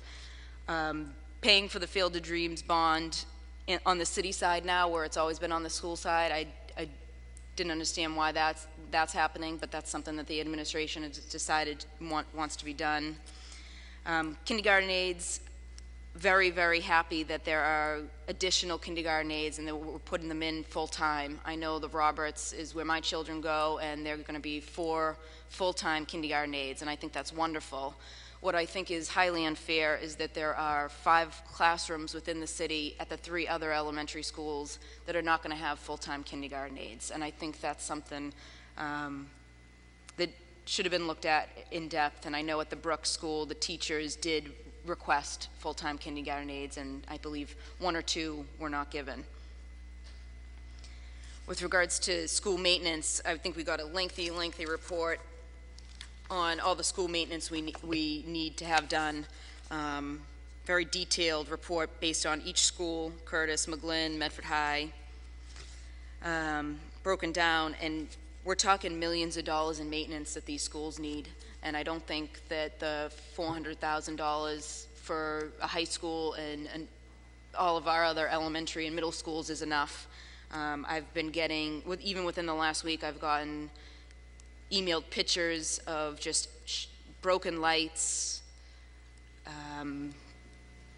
broken door. I've had it at 3 different schools. You have the people talking now. People are definitely contacting the city councilors and the school committee and not afraid to open up about their concerns. And I think maintenance is something we really need to tackle. I know the cleaning service that we do hire for Medford High, and I believe the McGlynn, I was told they don't have enough trash bags. We're not giving them enough trash bags because we do provide the trash bags. No security after 3:30 and on the weekends, and expecting parents and coaches to patrol and secure our schools, I think is unsafe, and I think that's definitely something that we should be adding to the budget. Last year, I did vote for the budget a number of years in a row, and last year I did vote against the budget in its entirety because I believe the schools were too top-heavy, and I know one administrative position has been eliminated this year. So that's obviously I think my concern was valid last year, and I think it's probably should be taken more seriously. And then we go hire a PR rep for $90,000. Nothing against the actual person who took the job, but I think that kindergarten aides are far more important, and maintenance and security are far more important, far more needed in the Medford Public Schools than a blog and an email that you get once a month. And that's just my personal opinion. Everybody can agree to disagree, but a lot of people in the community are pretty upset about it and have voiced their concerns. And I feel like we could hire somebody with a stipend for, whether that be $5,000 or $10,000, to do a blog and send out weekly emails. Lastly,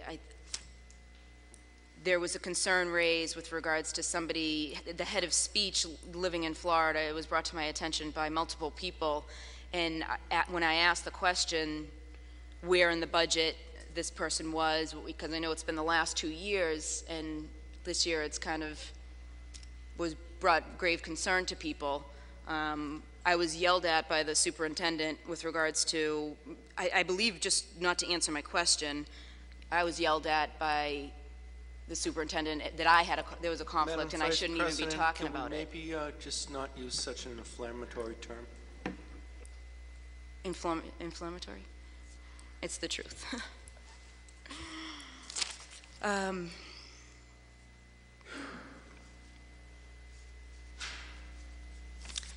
So I question, what the right answer is with this vote for the budget. I see the positives, I see the negatives. I agree. I think it's very hard. I like to hear what my colleagues have to say, but I just wanted to voice my concerns and give my rundown. Thank you.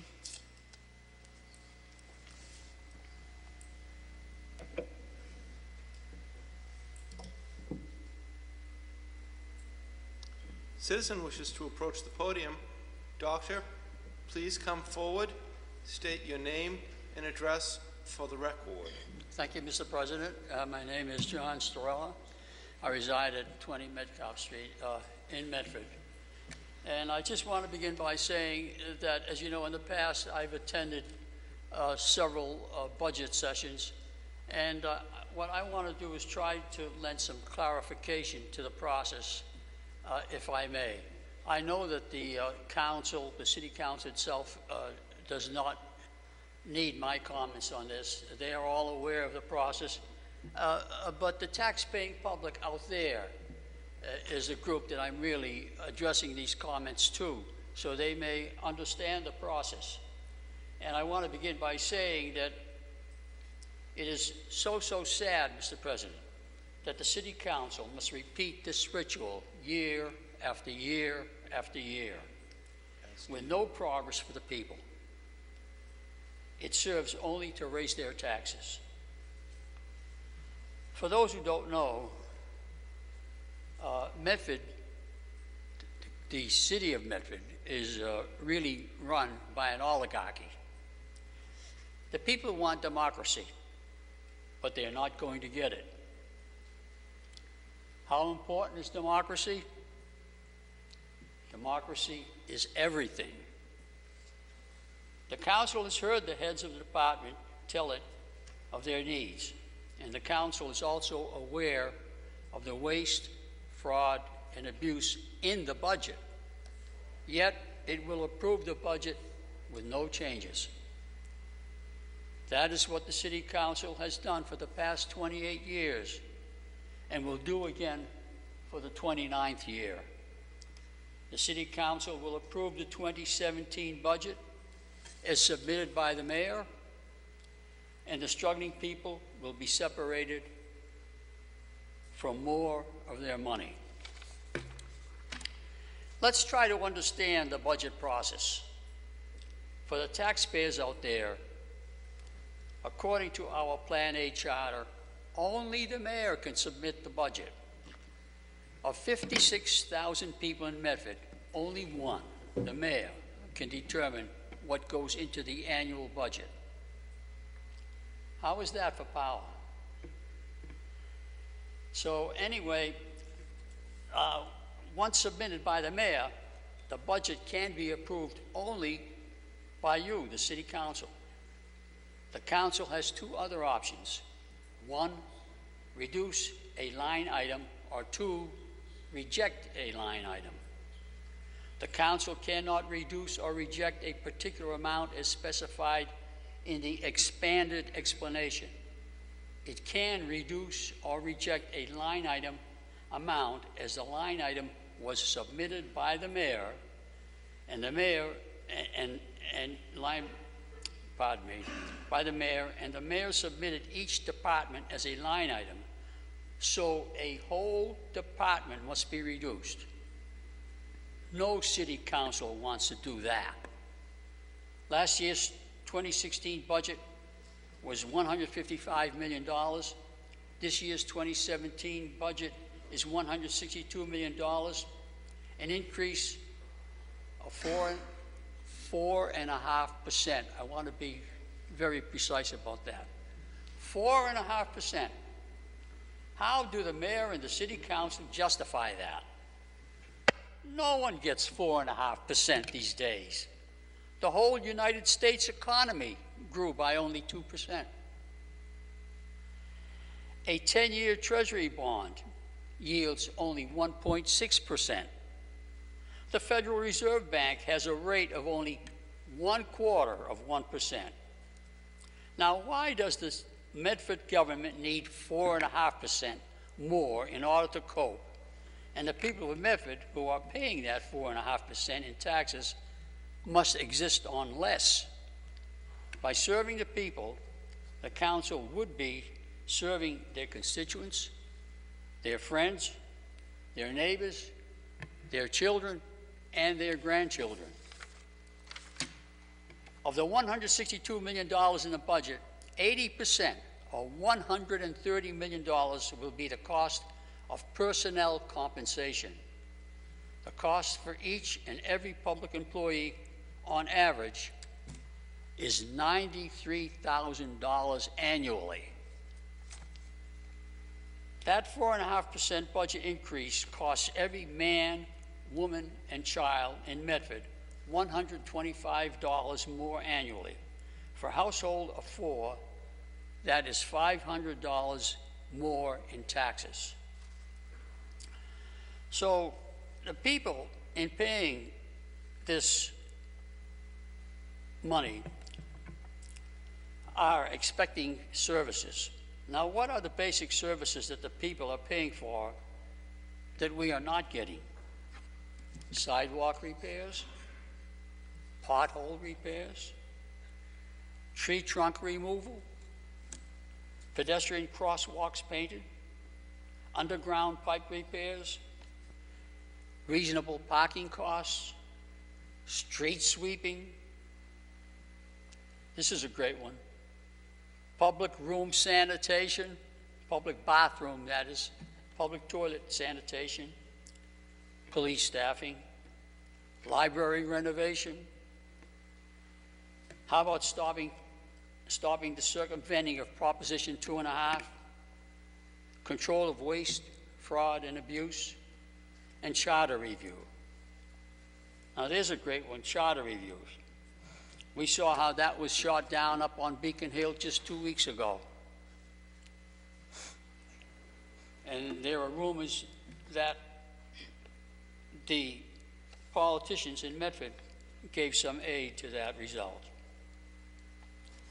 Some of the subjects to be discussed by the people in a charter review are ward representation, term limits, larger city council, voter initiatives, voter recall, school committee chairman, city auditor appointed by the council, and many others. But our Medford city government does not really want charter review. So getting back to the beginning of my talk, how important is democracy? Democracy is everything. Thank you very much, councilors.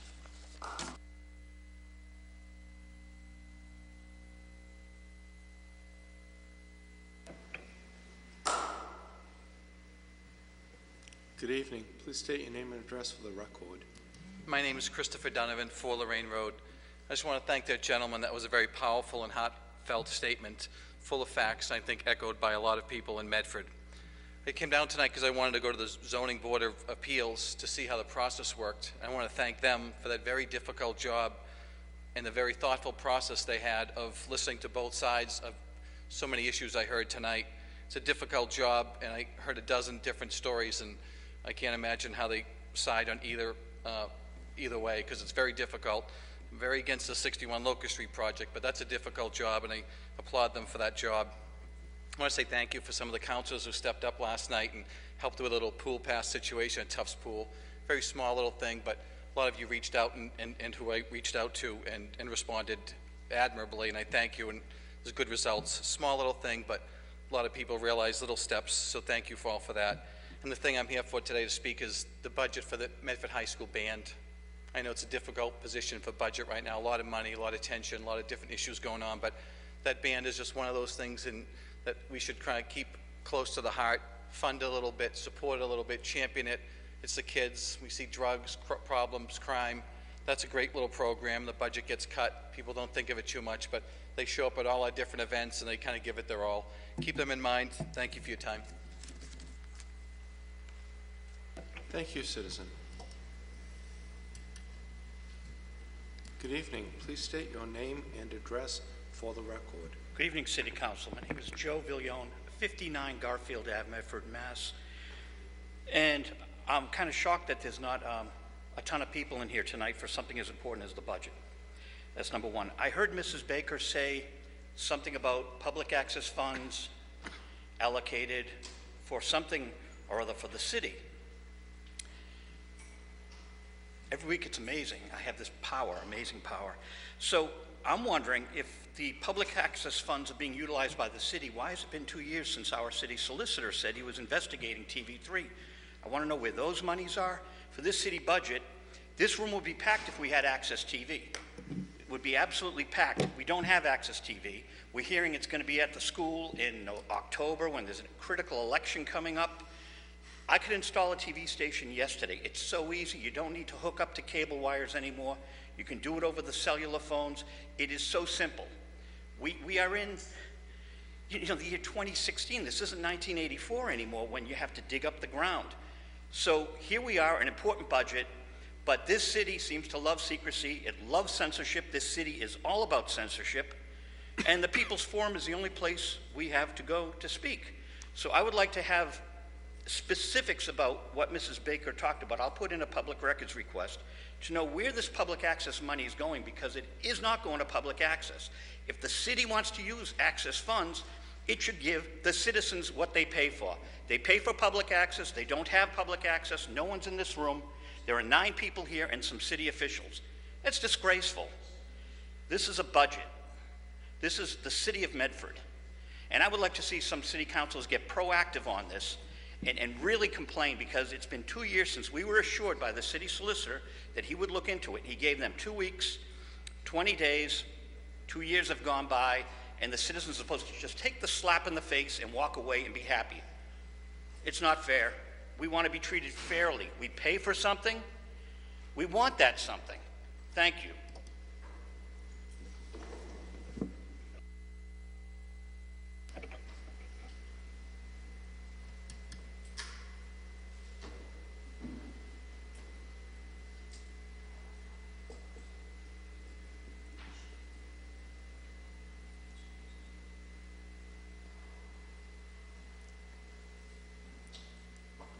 Councilor Knight. Mr. President, it seems like everybody said what they have to say at this point in time. Unless I'm wrong, I'd like to make a motion to end all debate. We'll take a vote on the budget. On the motion of Councilor Knight to end all debate and take a vote, all those in favor? All those opposed? Is there a motion for approval of the budget? That requires a 2/3 roll call vote to end all debate, Mr. President. I'm sorry? Requires a 2/3 roll call vote to end all debate. Roll call vote, 2/3 roll call vote? It requires a 2/3, yes. It does. So on that motion, Mr. Clerk, please call the roll. Councilor Marks. Mr. President, thank you. I actually have a few comments, and I didn't know if someone else from the audience, I thought that what you were waiting for people from the audience to get up. No, I was waiting for the councilors. 'Cause We're discussing right now the two-thirds vote to end all debate. The motion is on the floor. I'll be happy to You withdraw wish the to motion address if the the gentleman has council on something the budget, productive to sir? add. Yes, actually, no, it's not on the budget. However, We're discussing the budget. However, it's partially on the budget. I want to say, and this may shock you. However, I've been to a lot of these budget meetings that all you councilors have been to in the last few months, it seems like. And I never realized how much work that you, lady and gentlemen, put in. It's astounding. So if I may, I'd like to commend you on all the hard work, and it's incredible.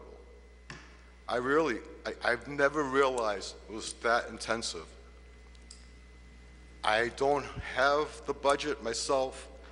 I'm not privy, or I just don't have it. So therefore, I didn't read it. Matter of fact, if I had it, I probably would have a hard time reading it, because I have learning disabilities and a head injury, not to sound like Dr. Woods. However, I probably have a better chance of reading the Bible instead.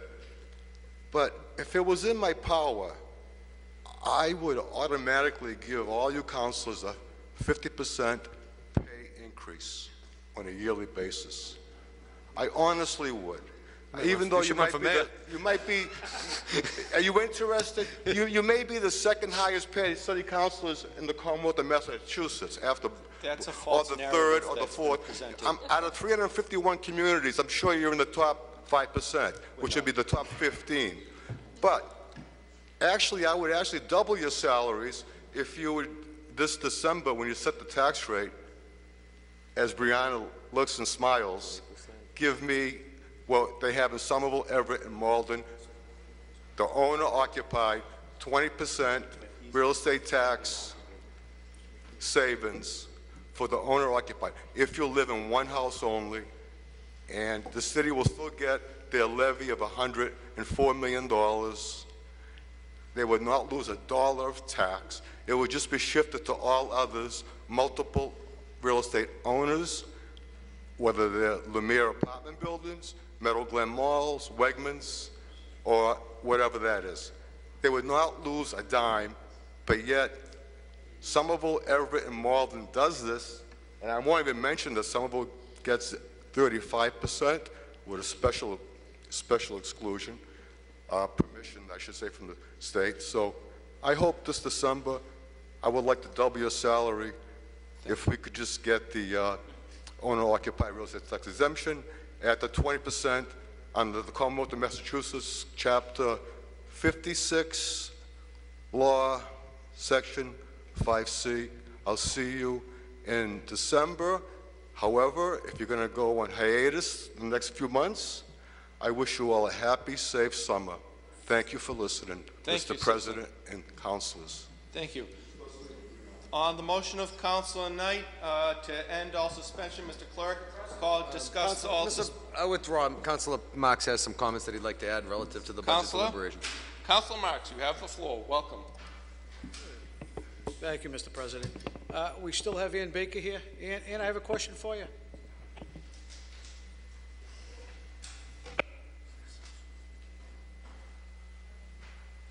I'm sorry, Ms. Baker. Do I have to yell? I'll yell. Ann, is the proposed city budget on the city website? I do not know. You don't know? No.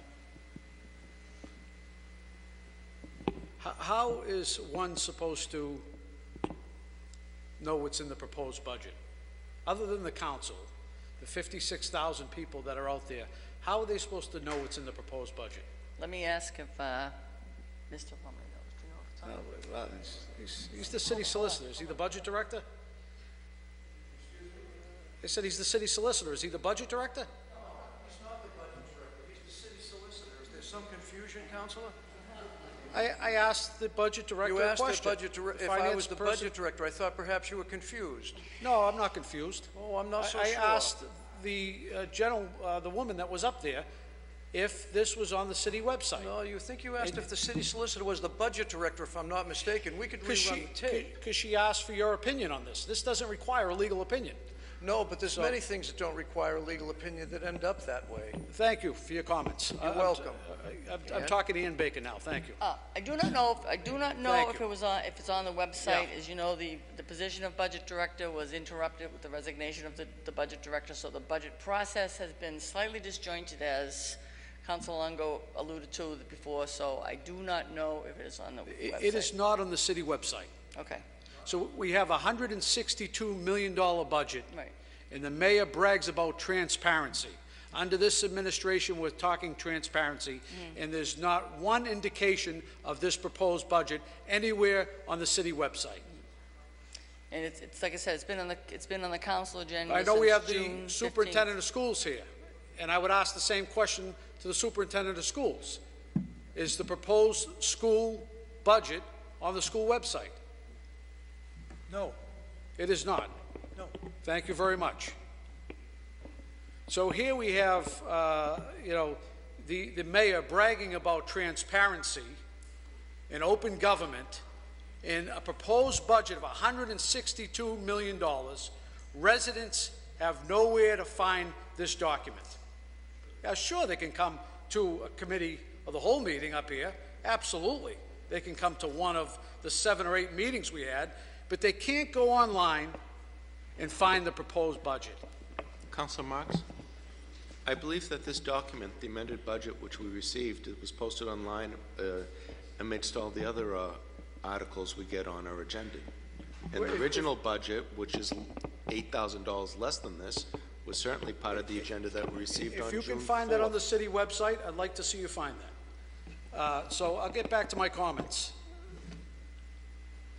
Well, it's been addressed, it presented to the council on June, what was the first day it was presented to the council? So it's been on the agenda for several weeks sitting here, right? And I think the policy in the city has been that it goes on the website after it's approved. After it's approved. That has Yeah, been the okay. practice. Thank you, Ann. That has been Thank the you for your practice. comments. That's great for transparency. We're going to put the budget on after it's approved. That is great. That's a great comment to have. And let me just start off by saying, and my colleagues are entitled to their opinion. I've been on this council 14 years, and this is the worst budget process I've ever been through.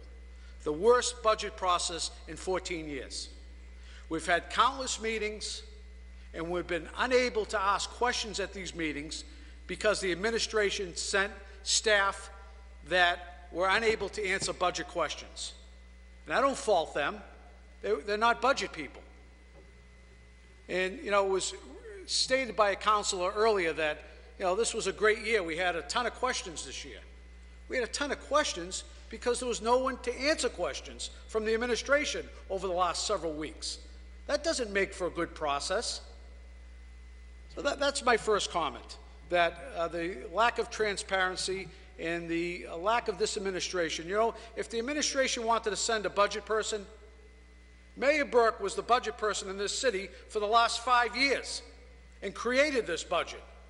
So if she wanted to send a budget person, she should have found herself at these particular meetings to answer questions. $162 million of taxpayer money that this council got some answers to, some half-hearted answers, and some that weren't answered at all, in my opinion. Second point I had is, yes, there's a lot of good things in this budget. Absolutely. I agree with the addition in the Office of Community Development, the 2 planning positions. I agree with some of the moves that were made in some of the various departments. I think we have a school budget that, in my opinion, looks fine. And I'll talk about the security like I did with the superintendent last week. And I hope he gives the same answers he gave last week, because I think people find it quite eye-opening, some of the responses that I received. But I'd like to go through, we went through the highlights, and I'd like to go through some of the lowlights that, were offered by members of this council, and things that we feel strongly about. And I asked this at the, one of the budget meetings. I said to the council directly, I said, who had impact in this budget? I looked around the table. I didn't see one nod, one hand go up, nothing. So when you say we bet for 18 to 20 hours, and this was a great process, I don't know where you're coming from. I don't know where you're coming from.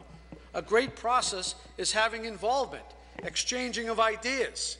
That's a great process. Even the school department, after some of the deliberation, came back and added things to the school budget based on recommendations by members of the school committee.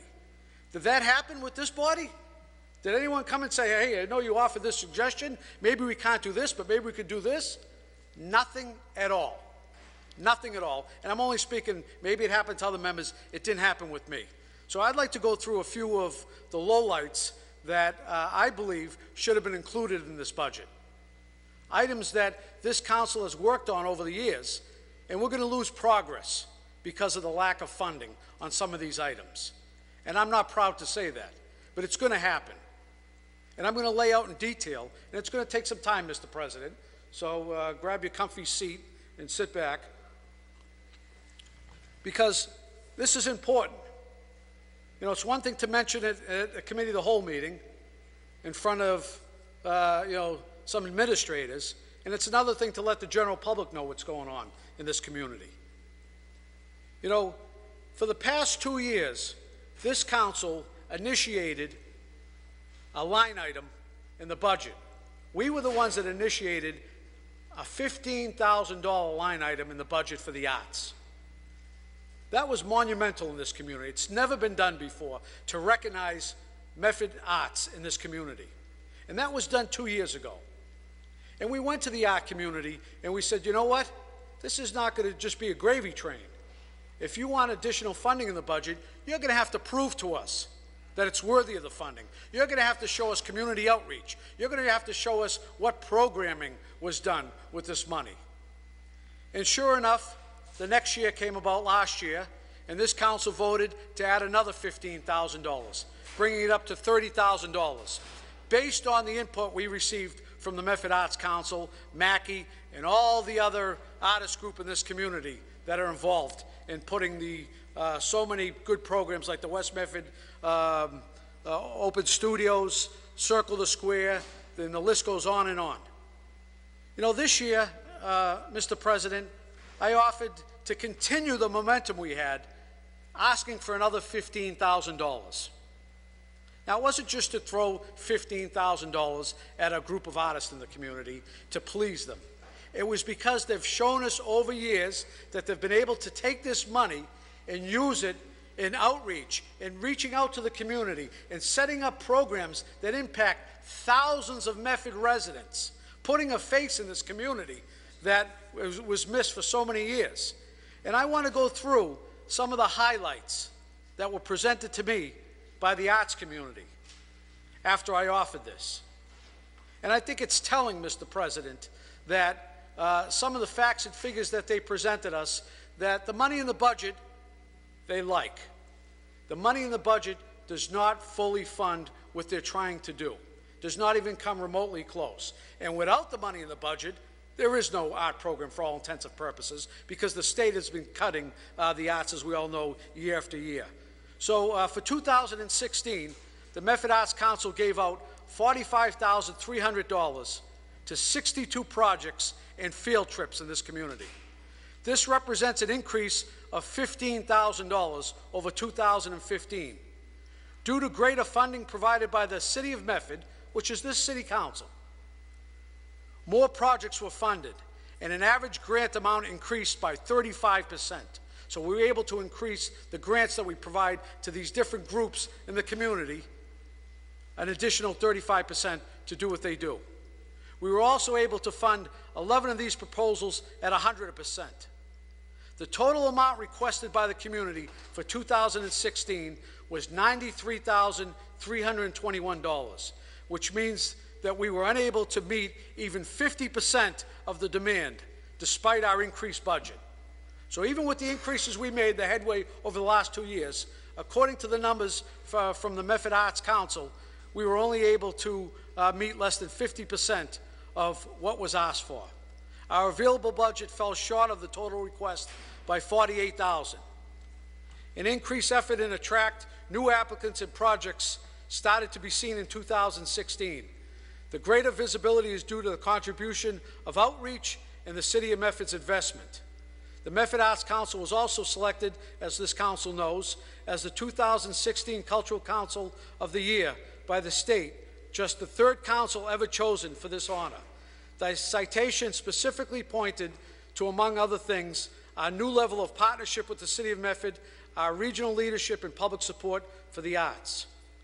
Then it also goes on to say, most of the city's allocations to the Medford Arts Council has gone to community grant programs. Some of the highlights in 2016, many of which we funded with the budget request.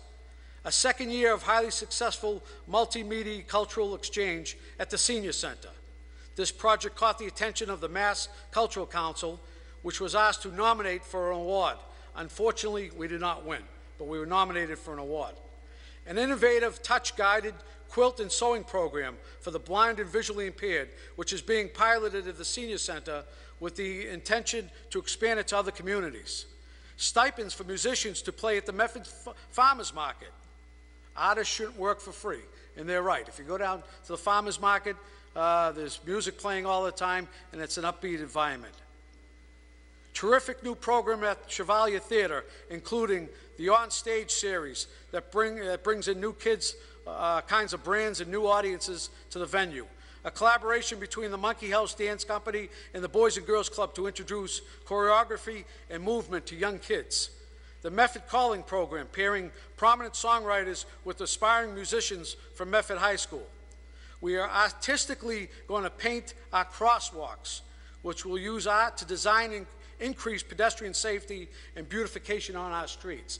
These are the things that were done in 2016 by the mere funding, and I do say mere funding, in a $162 million budget, with the $30,000 budget that we implemented by this council back some 2 years ago. So we were looking to increase it to 45. The mayor turned that down, unfortunately. Chevalier Auditorium. You know, we have the budget for Chevalier Auditorium.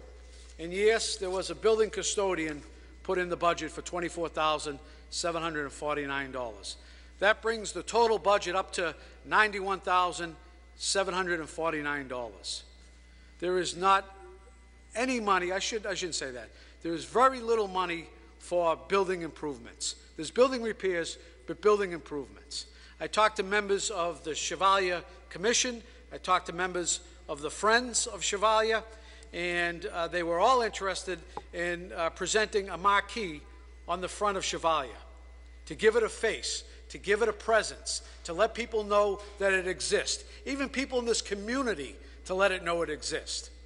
For $20,000 to $30,000, I don't know if you remember about a year ago, there was a movie, a motion picture that was being filmed in the city, and they put an old marquee up on the Chevalier Theater.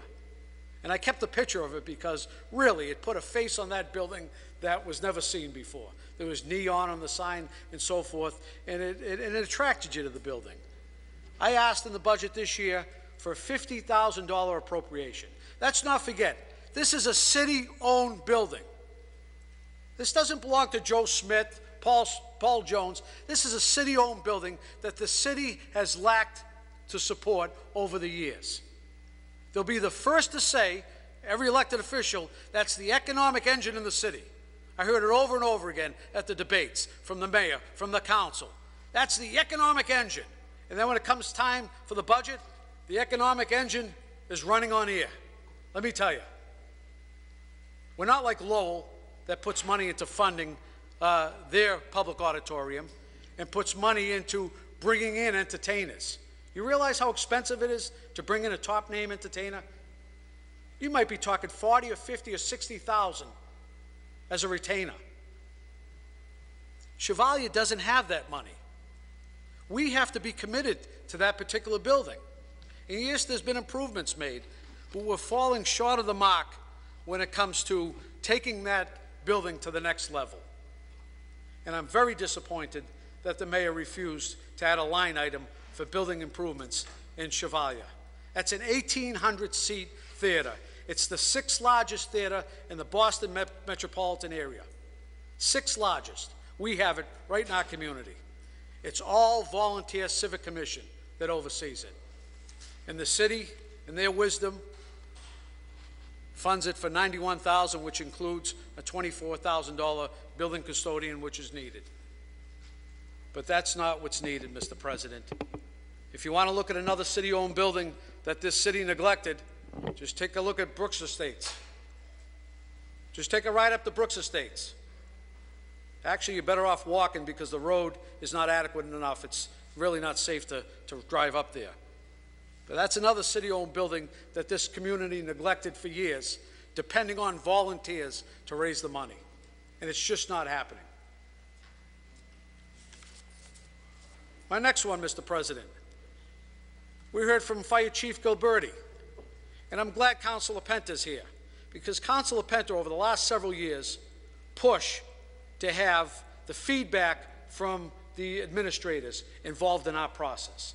For years, we met with the administrators, and we never received their wish list. And it was Councilor Penta that said, we need to know your wish list. Even if it doesn't get implemented, as a council, we need to know what your priorities are and what you think is necessary for DPW, what's necessary for the schools, what's necessary for police and fire. We heard from Chief Gilberti. He's concerned about the internal fire alarms within our fire stations. Now, these aren't the fire alarms that communicate back and forth, although those are outdated. These are the internal alarms like you or I would have in our home, a smoke detector, a hard wire detector. Many of them are 30 and 40 years old, according to Chief Gilberti.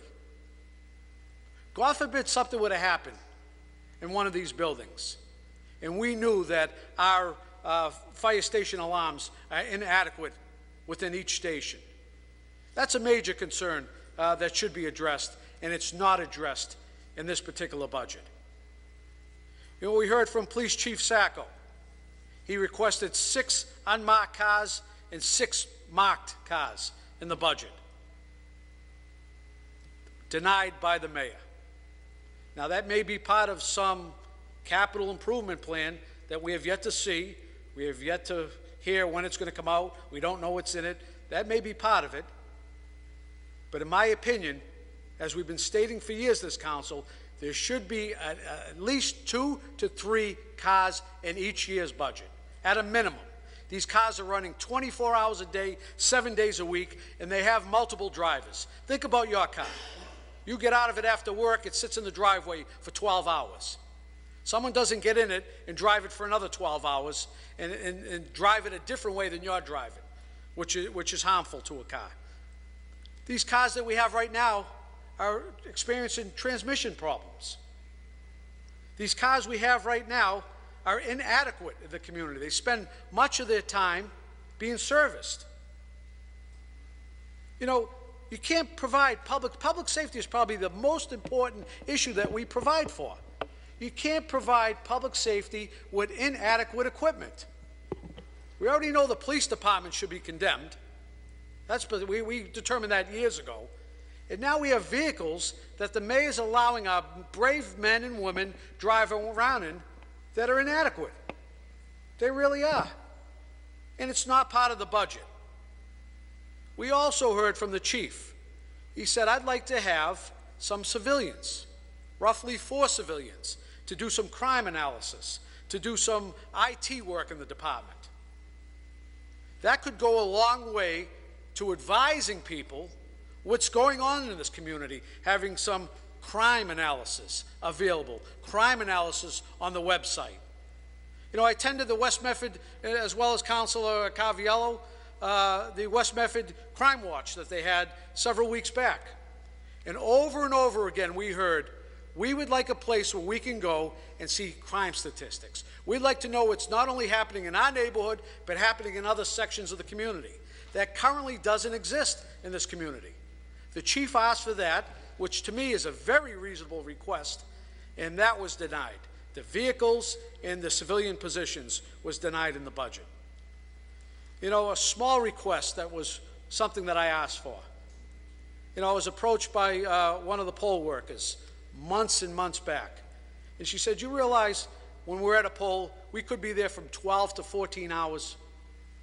She said, nothing against the police, but they're there and they get a boxed lunch.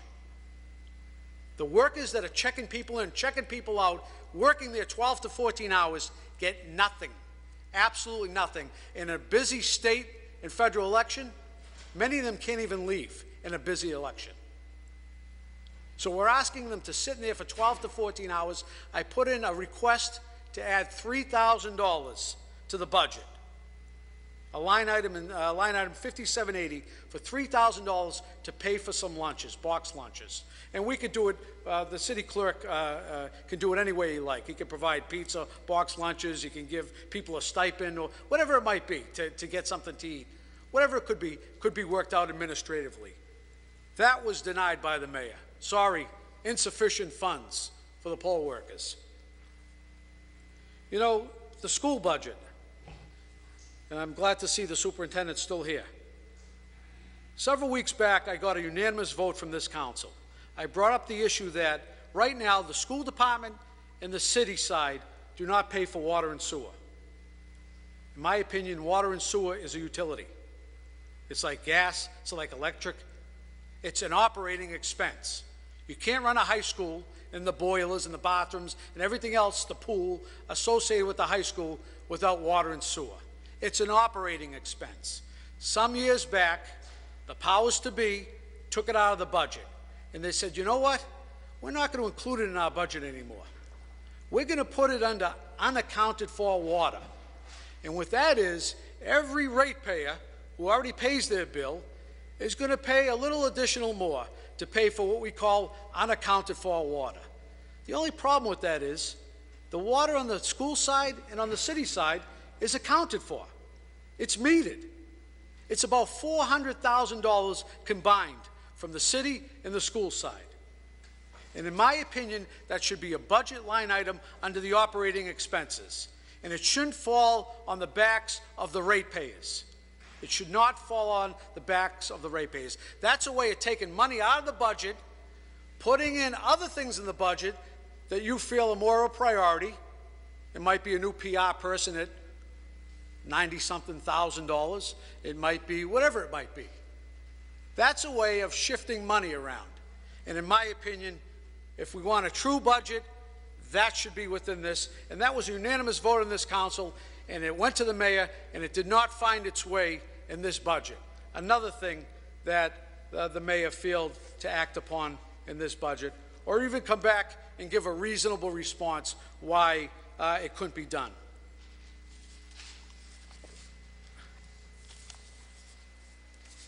On the school budget again, you know, we heard about security.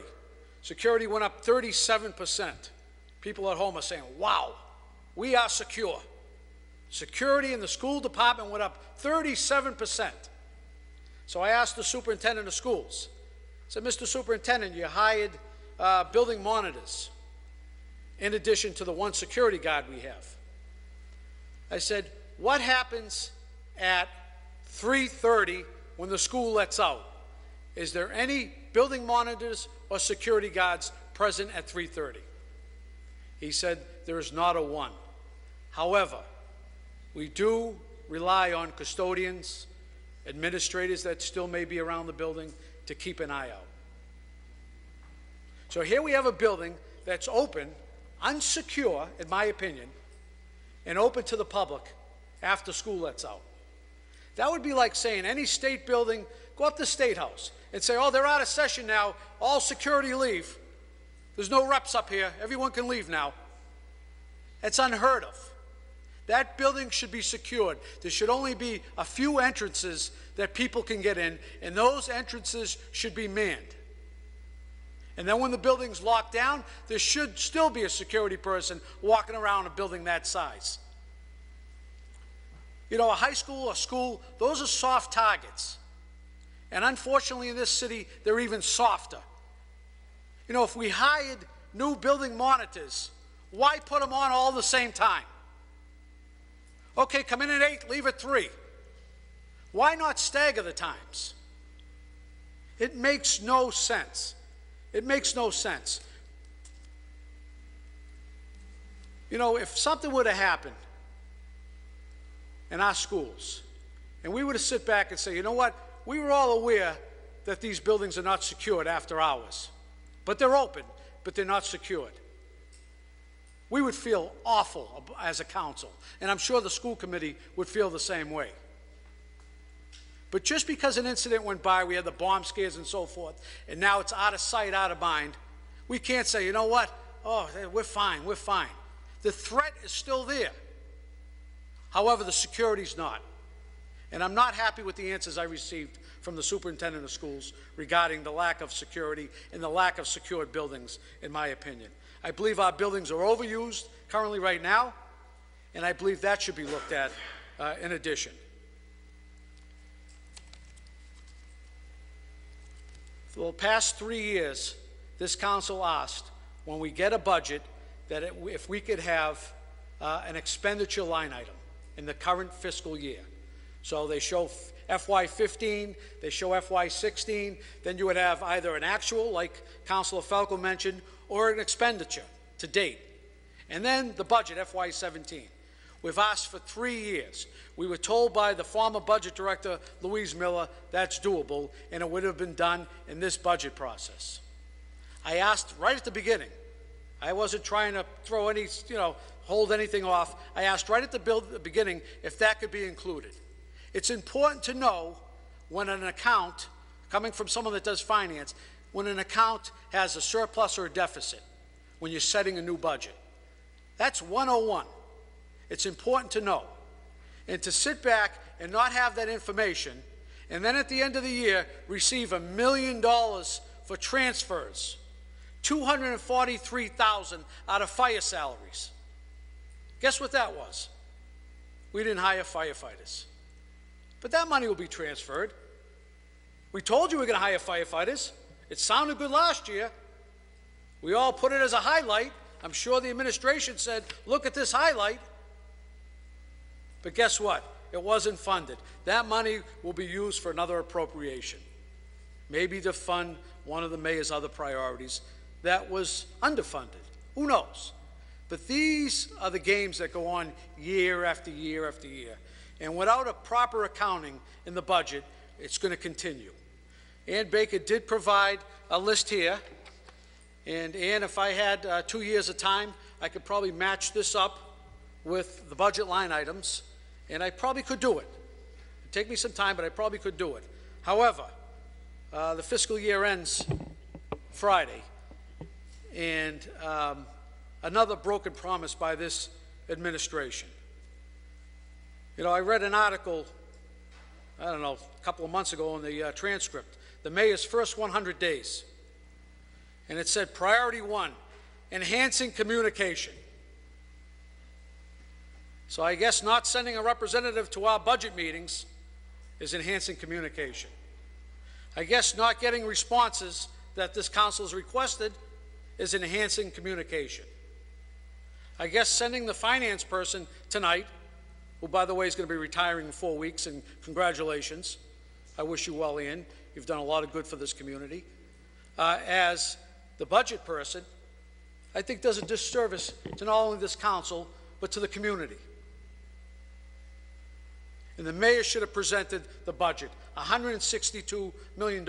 This is her first budget, and as Councilor Longo said, she spent 3 minutes with this council in the 20 hours we spent going over budget.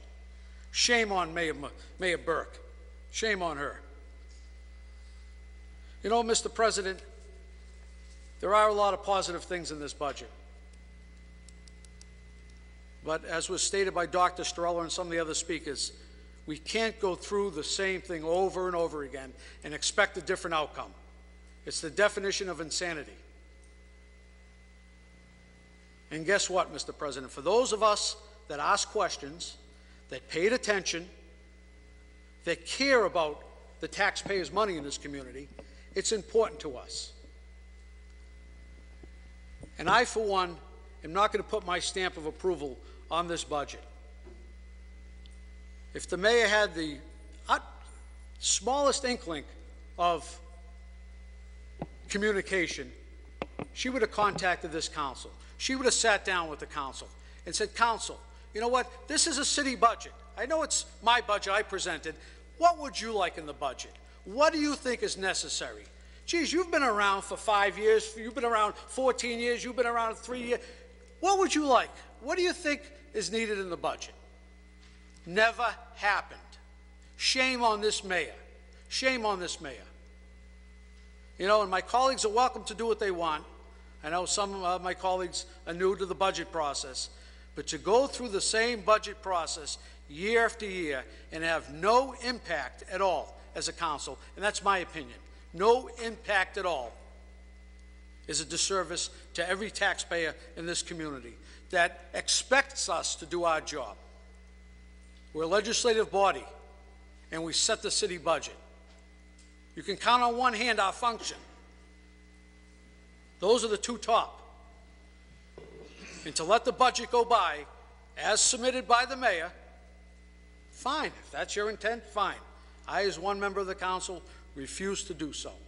I'd rather bring the mayor to the table and say, Madam Mayor, why can't we? Why can't we do this?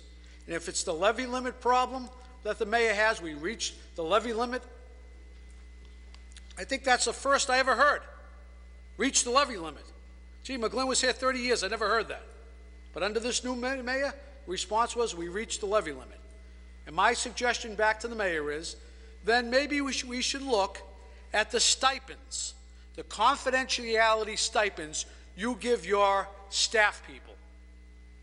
How many people are hired when you get a job and you walk into the job and they say, okay, here's what you have to do. And then they say, on top of that, this is confidential information.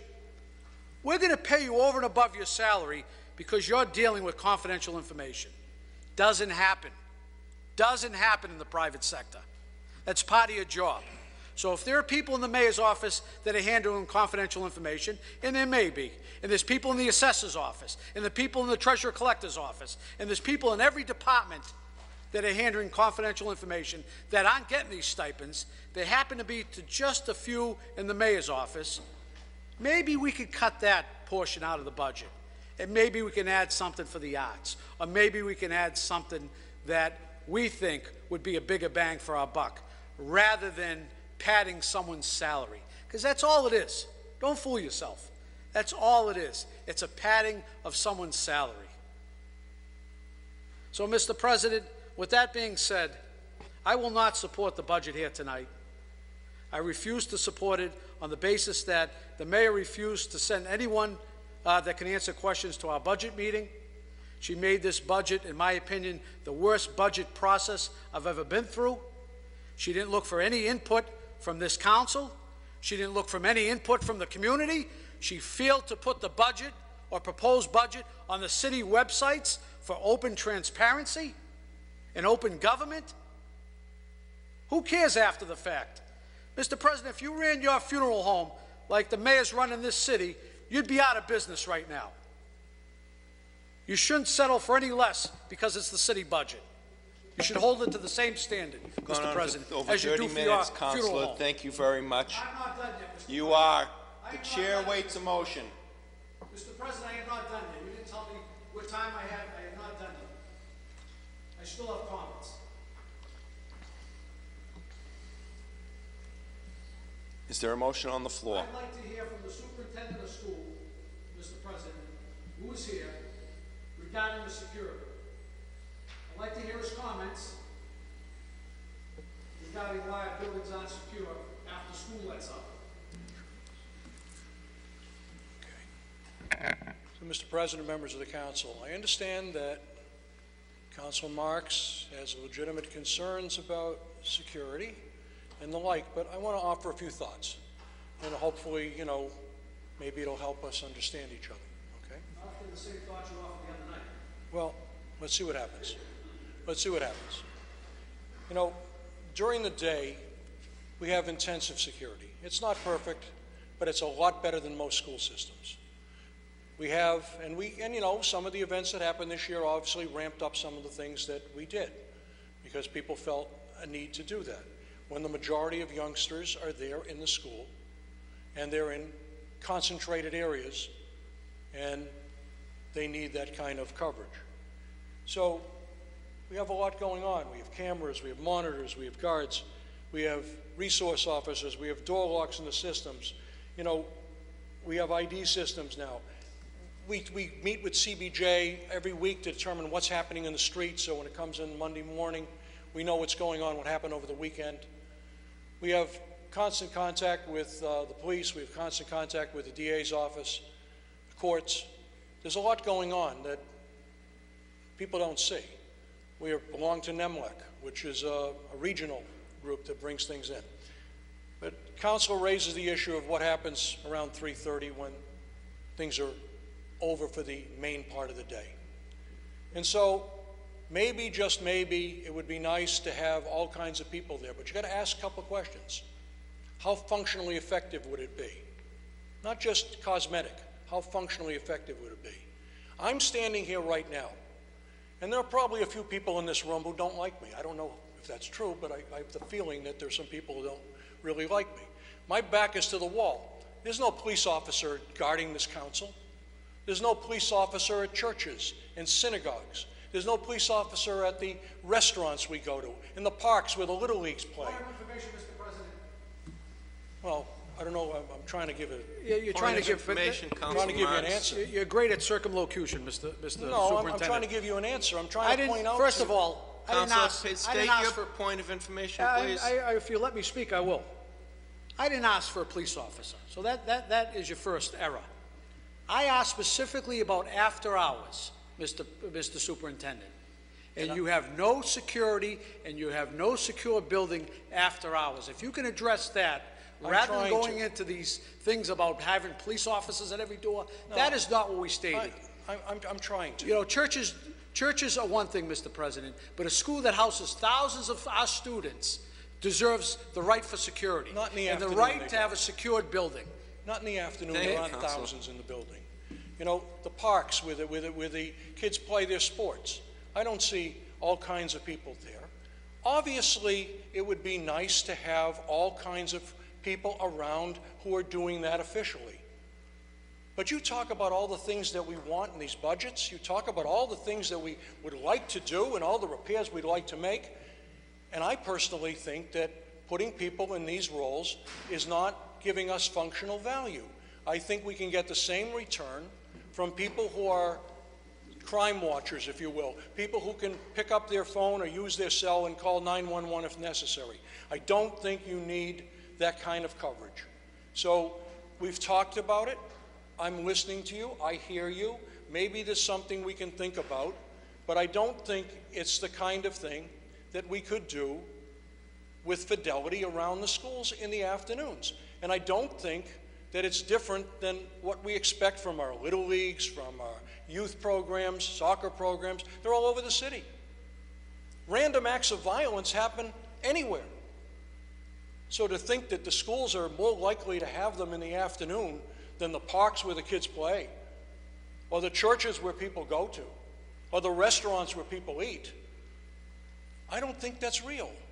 And so it's an exchange, but you know, I'll think about it. Maybe there's some things we can do, but I don't think it's a just refusal to consider the issue.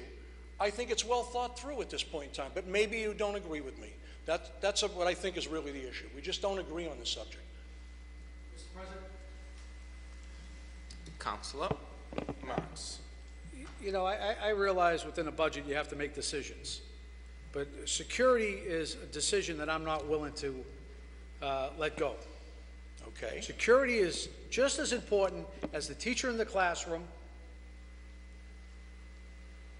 And in my opinion, Mr. President, to say during the day, when the students are in there, that you have to check in, you have to show an ID, you have to sign in, you have to, and that process has been tightened up, you're right, recently, Mr. Superintendent. But then at 3:30, I can walk in there with 6 duffel bags and not be questioned by anyone.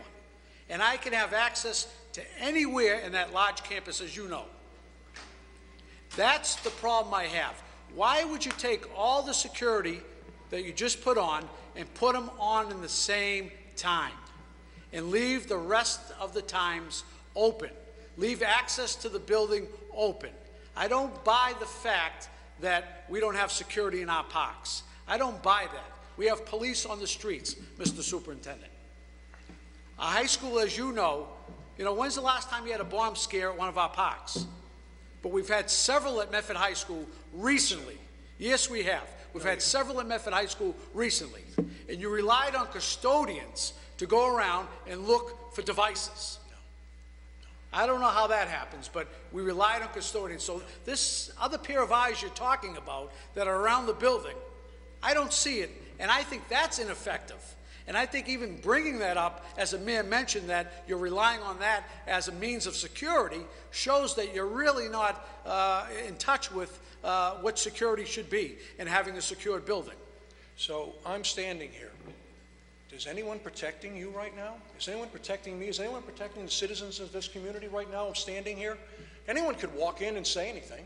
Anyone could walk in and do something. We recognize we live in a society which has some violence to it. We recognize we live in a society where there's a lot of random acts of terror and activity. But you can't cover everything. You can't cover everything realistically, and putting a couple of people in the place is not going to be a functional value to us. Point of information, Mr. President. Let me finish the point. We can get the same Council return from Council people Marks who are has a point of asked to look. I'll let him finish, but he keeps on saying throws out these, we can't cover everything. Who asked him to cover everything? Thank you, Council. No one's asking you to cover everything, Mr. Superintendent. So, come on now. Look, no one's asking you to cover everything. We disagree on the functional value of that type of person in the situation. But if you want to continue the discussion, maybe the school committee can take it up. We can have a discussion, but it's going to require some money. It's going to require, an understanding of what they do and how they do it, and whether or not it's really going to give us value or whether or not it's cosmetic. So I'm just raising that for you. I don't think that in the best of all worlds, we wouldn't have everything we wanted. You raised several things that we want. I want a lot of things that I couldn't put in this budget. There are people that ask me for things that I couldn't give them, in this budget, or any budget.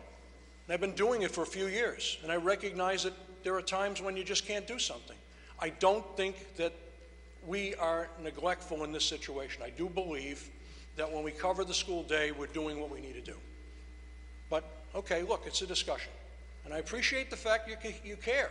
But I also hope you appreciate the fact that we've thought about it. I haven't just dismissed it out of hand. I've thought about it, but I don't think it gives us functional value. Okay? Mr. President, if I could.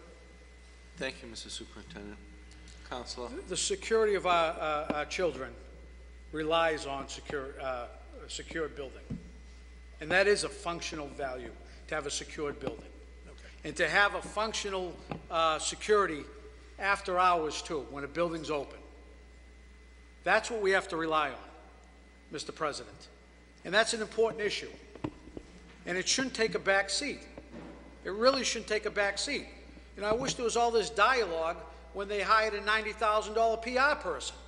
Where was all this discussion putting a $90,000 PR person in the budget? Where was all this great debate saying, can we afford it or not? So these are the issues that I don't buy when someone stands up and says, well, we have to make the tough decisions. It seems to me those decisions are made, but they're made for a political purpose. And the tough decision is not going with the political, but going with what's right to do and saying, I need security in this building. I need to make sure the doors are secured after hours. That's the right thing to do, Mr. President. Thank you, Councilor. And I'm not going to sit here, Mr. President, and state anything other than the fact that I believe there's a severe security shortfall, thank you, at the high school. Thank you. And this superintendent's on notice. So he's on notice, and let me tell you, and this is not the first year I brought this up. So when they say they'll have discussion, I've heard this year after year after year. There'll be discussion. Mr. President. Thank you, Councilor Marks. I just want to comment on something that keeps coming up. I've sat here and listened to everyone talk about the lack of communication, the lack of information, the lack of stuff that's going out to the public. I want to tell you, that public information officer put an awful lot of stuff on the street. There's an awful lot of information in this community about the schools. More information than you've ever had before, and people are telling me that. And you know what? We can disagree on that too. But the reality is that you talk about public information, they're getting it from the schools. They're getting it from the schools. Huh? You'll see the budget as soon as you approve it. It'll go right up. Just like it has every year. And if you want to change that, you just simply vote to have people put their proposed budgets up. That's all. But you never did that. That was a all perfect you did was statement. ask, what do you call it, to put the budget That was a up. perfect statement the superintendent just said, just like we have seen year after year. That's exactly what this government's all about. Thank you, Just Counselor. just as we've done it year after Thank you. year. Madam Vice President. While the superintendent was up there, I was going to bring up the same point. I think that having security after 3:30 and on weekends to protect our 13, 14, 15, 16, 17-year-olds is much more important than a school blog. I was going to ask the opinion on that, because I believe maintenance and security is far more important than having a PR person. Thank you, Madam Vice President. Councilor Knight. Move the previous question, Mr. President. Question moved by Councilor Knight that all debate end. Mr. Clerk, call the roll. No, there's a motion on the floor. Mr. Clerk, call the roll. Mr. President, I'll withdraw the motion provided that we maintain the 10-minute rule. 10-minute rule is in application. Mr. Citizen, please state your name and address for the record. My name is Robert Penta, 0 Summit Road, Medford, Mass. Former member of this august body.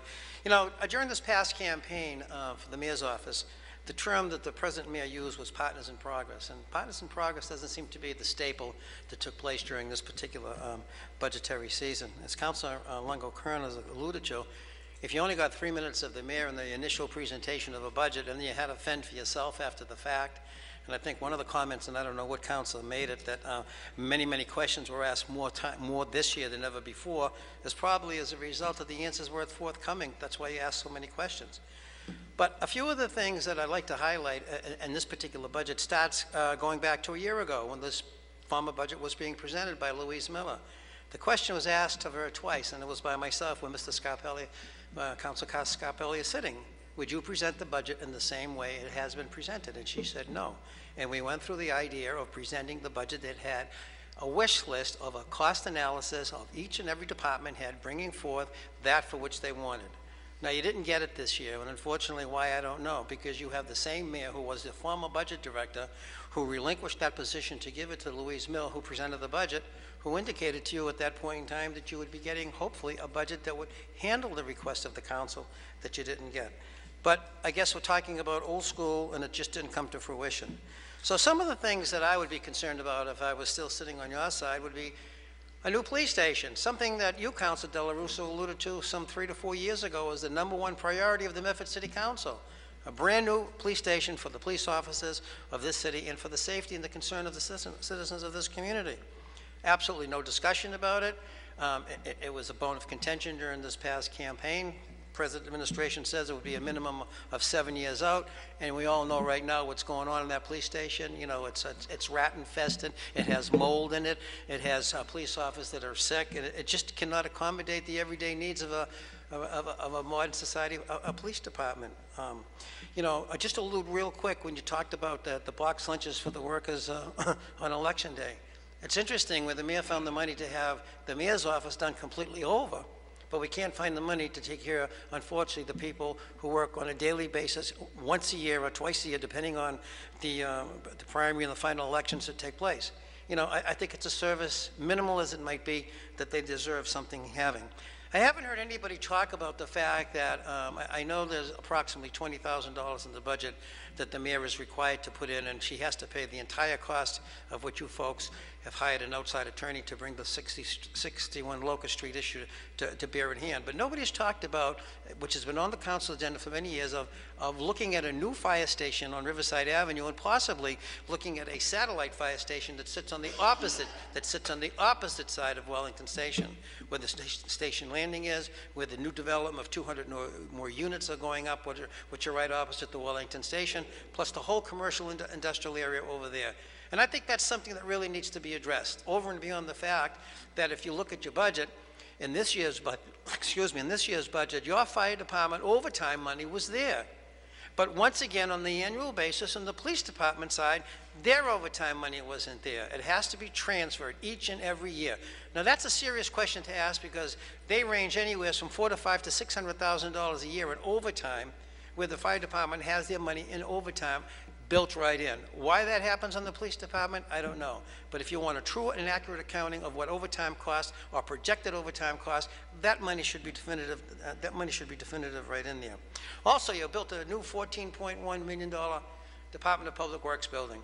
It's understaffed, and you don't have the right equipment to do all the jobs that are necessary on a daily basis. Right now, you're dealing with an interim temporary supervisor, a director of the building over there. I just don't know where it's going.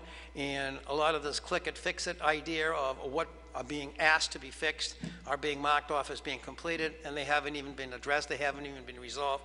And why these things are being resolved through the Department of Public Works, I don't know. If somebody's making a mistake or it's an error or for whatever it might be. Also, you talked about Council Marks, you also alluded to the fact that $400,000 from the water and sewer on the school department and the city side is basically borne by the taxpayers of this community. You know, it's an interesting analysis because many years ago when we were talking about the new I&I that was coming in and we were doing High Street and the MWRA was in here putting in new water lines, especially at the intersection of Governor's Avenue and High Street, there was a project cost in that particular area of quite a few dollars. I forget the exact amount, so I won't lead it to it. But part of the mitigation that took place as a result of that is they had to do High Street, I believe from Medford Square, a little bit past CVS, to do that street over as part of the mitigation for the cost of putting these two things in there, relining the street and making the connections right there. As a matter of fact, I think it was right out in front of Carling's where the sewer just fell into the ground, and I think a lady got hurt, and that's what was precipitous of what took place. But the $400,000 is just a drop in the bucket to the $8.5 million that's presently sitting in the water and sewer account. You know, and what major projects do you have lined up where those monies can be expended? I mean, I didn't hear it, I didn't see it. I think last week there was a conversation with some folks on looking at cities and, streets to be done, and I believe Evans Street was one of them that they were talking about, and I believe the comment was that we'll be getting to the water and sewer portion of it, but we probably won't get to the paving of it until next week. I just hope that this council is not getting buffaloed into passing a budget that's not taking an understanding into what streets are going to be done, and then all of a sudden next year, in election year, all these streets decided to get done, and a major cost is going to come out, and maybe this is what this whole capital improvement plan is going to be all about. I don't know. But it's not fair for the people who have been waiting year in and year out, waiting for their street to be done, waiting for their manholes on their street to be fixed, waiting for their sidewalks to be taken care of, waiting for their tree stumps to be removed. And the number that you were given a few weeks ago is absolutely wrong. There's many more than 200 to 300 to 400 tree stumps that are out there that need to be corrected and taken care of. You also, in the last election, we talked about the CPA, whether you were for it or against it. And here you are in June, almost 7 months later, and there's still no definitive program. There is still nothing out there to tell the people what that money is going to be used for and when it's going to be used. And if you look at the Commonwealth of Massachusetts, they don't even know if they're going to be able to fund it this year because they're behind on revenues and revenue projections that they're anticipated coming in. So the people of this community have to have an understanding. If you voted for the CPA for the 1.5%, I believe that's what they voted for, as the override on your taxes, over and beyond your taxes, which to me is an end run of Proposition 2.5, but that's neither here or there. You're still going to be funding the whole thing on your own, and you're not going to be getting that for which you thought the match was going to be from the state, because they just don't have the money. And unfortunately, you're stuck with it for 5 years. But I believe it's in Councilor Knight's committee that you're working on, the ad hoc committee,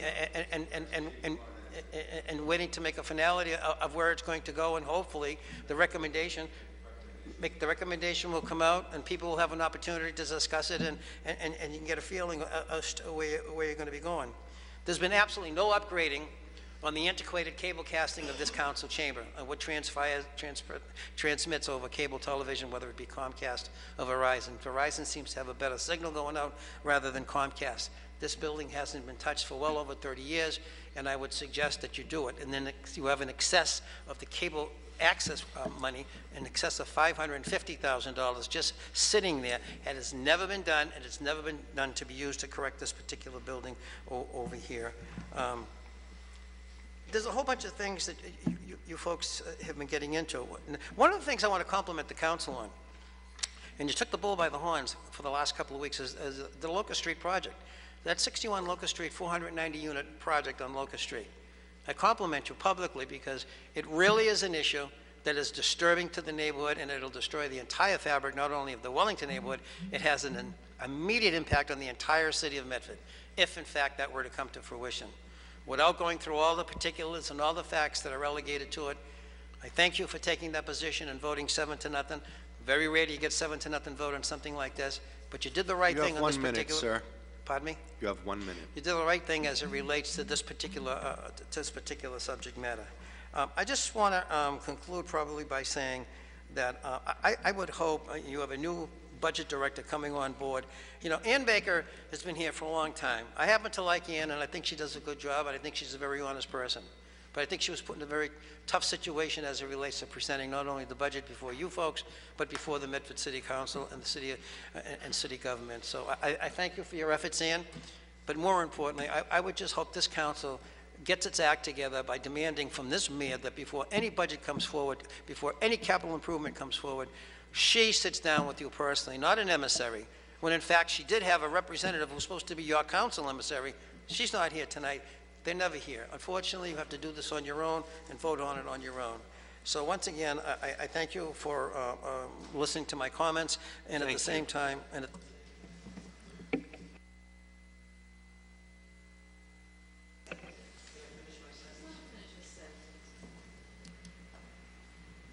thank you.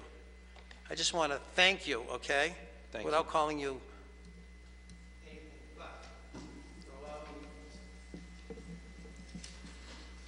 Councilor Knight. Move the previous question, Mr. President. Previous question by Councilor Knight was to end debate. Ms. Clerk, call the roll. Council Cavaliello. Yes. Council Falcon. Yes. Council Knight. Yes. Vice President Longo Kern. Is it? Yes. Council Marks. No. Council Scarpelli. Yes. President Del Russo. Yes, 7 in the affirmative, 1 in the negative. The motion, 6 in the affirmative, 1 in the negative. The motion passes. Mr. President, motion to approve the paper before the body. The motion to approve the amended budget presented June 15th, 2016 by Councilor Knight. Is there a second on the floor? Seconded by Councilor Cavaliello. Mr. Clerk, call the roll. Council Cavaliello. Yes. Council Falcon. Yes. Council Knight. Yes. Vice President Longo Kern. No. Council Marks. No. Council Scarpelli. Yes. President Del Russo. Yes, with the vote of 5 in the affirmative, 2 in the negative, the budget is passed.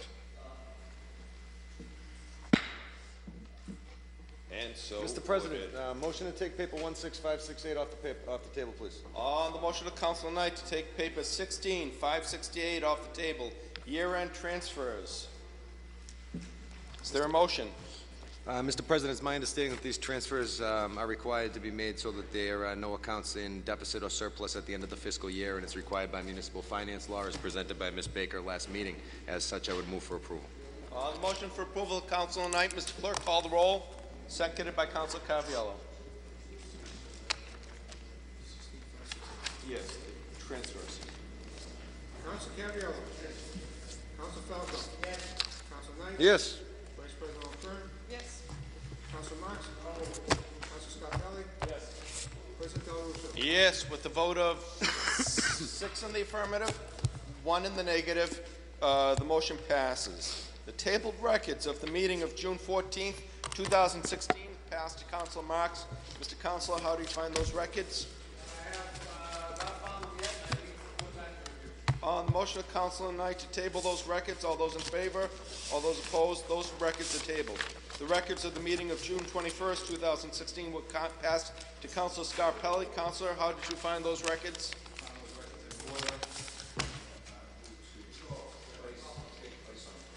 To approve them. On that motion to accept those records and to approve them, all those in favor? All those opposed, the motion carries. The records of the first special meeting of the June 18th, 2016 City Council were passed to Councilor Caviello. Mr. Councilor, how did you find those very special records? Motion for approval by Councilor Carviello. All those in favor? All those opposed? The motion carries. The records of the first emergency meeting on June 20th, 2016 of the Medford City Council were passed to Councilor Falco. Councilor, how did you find those urgent records? On the motion of Councilor Falco to accept those records and approve them, all those in favor, all those opposed. Motion to adjourn by Councilor Falco. All those in favor, all those opposed. Happy summer.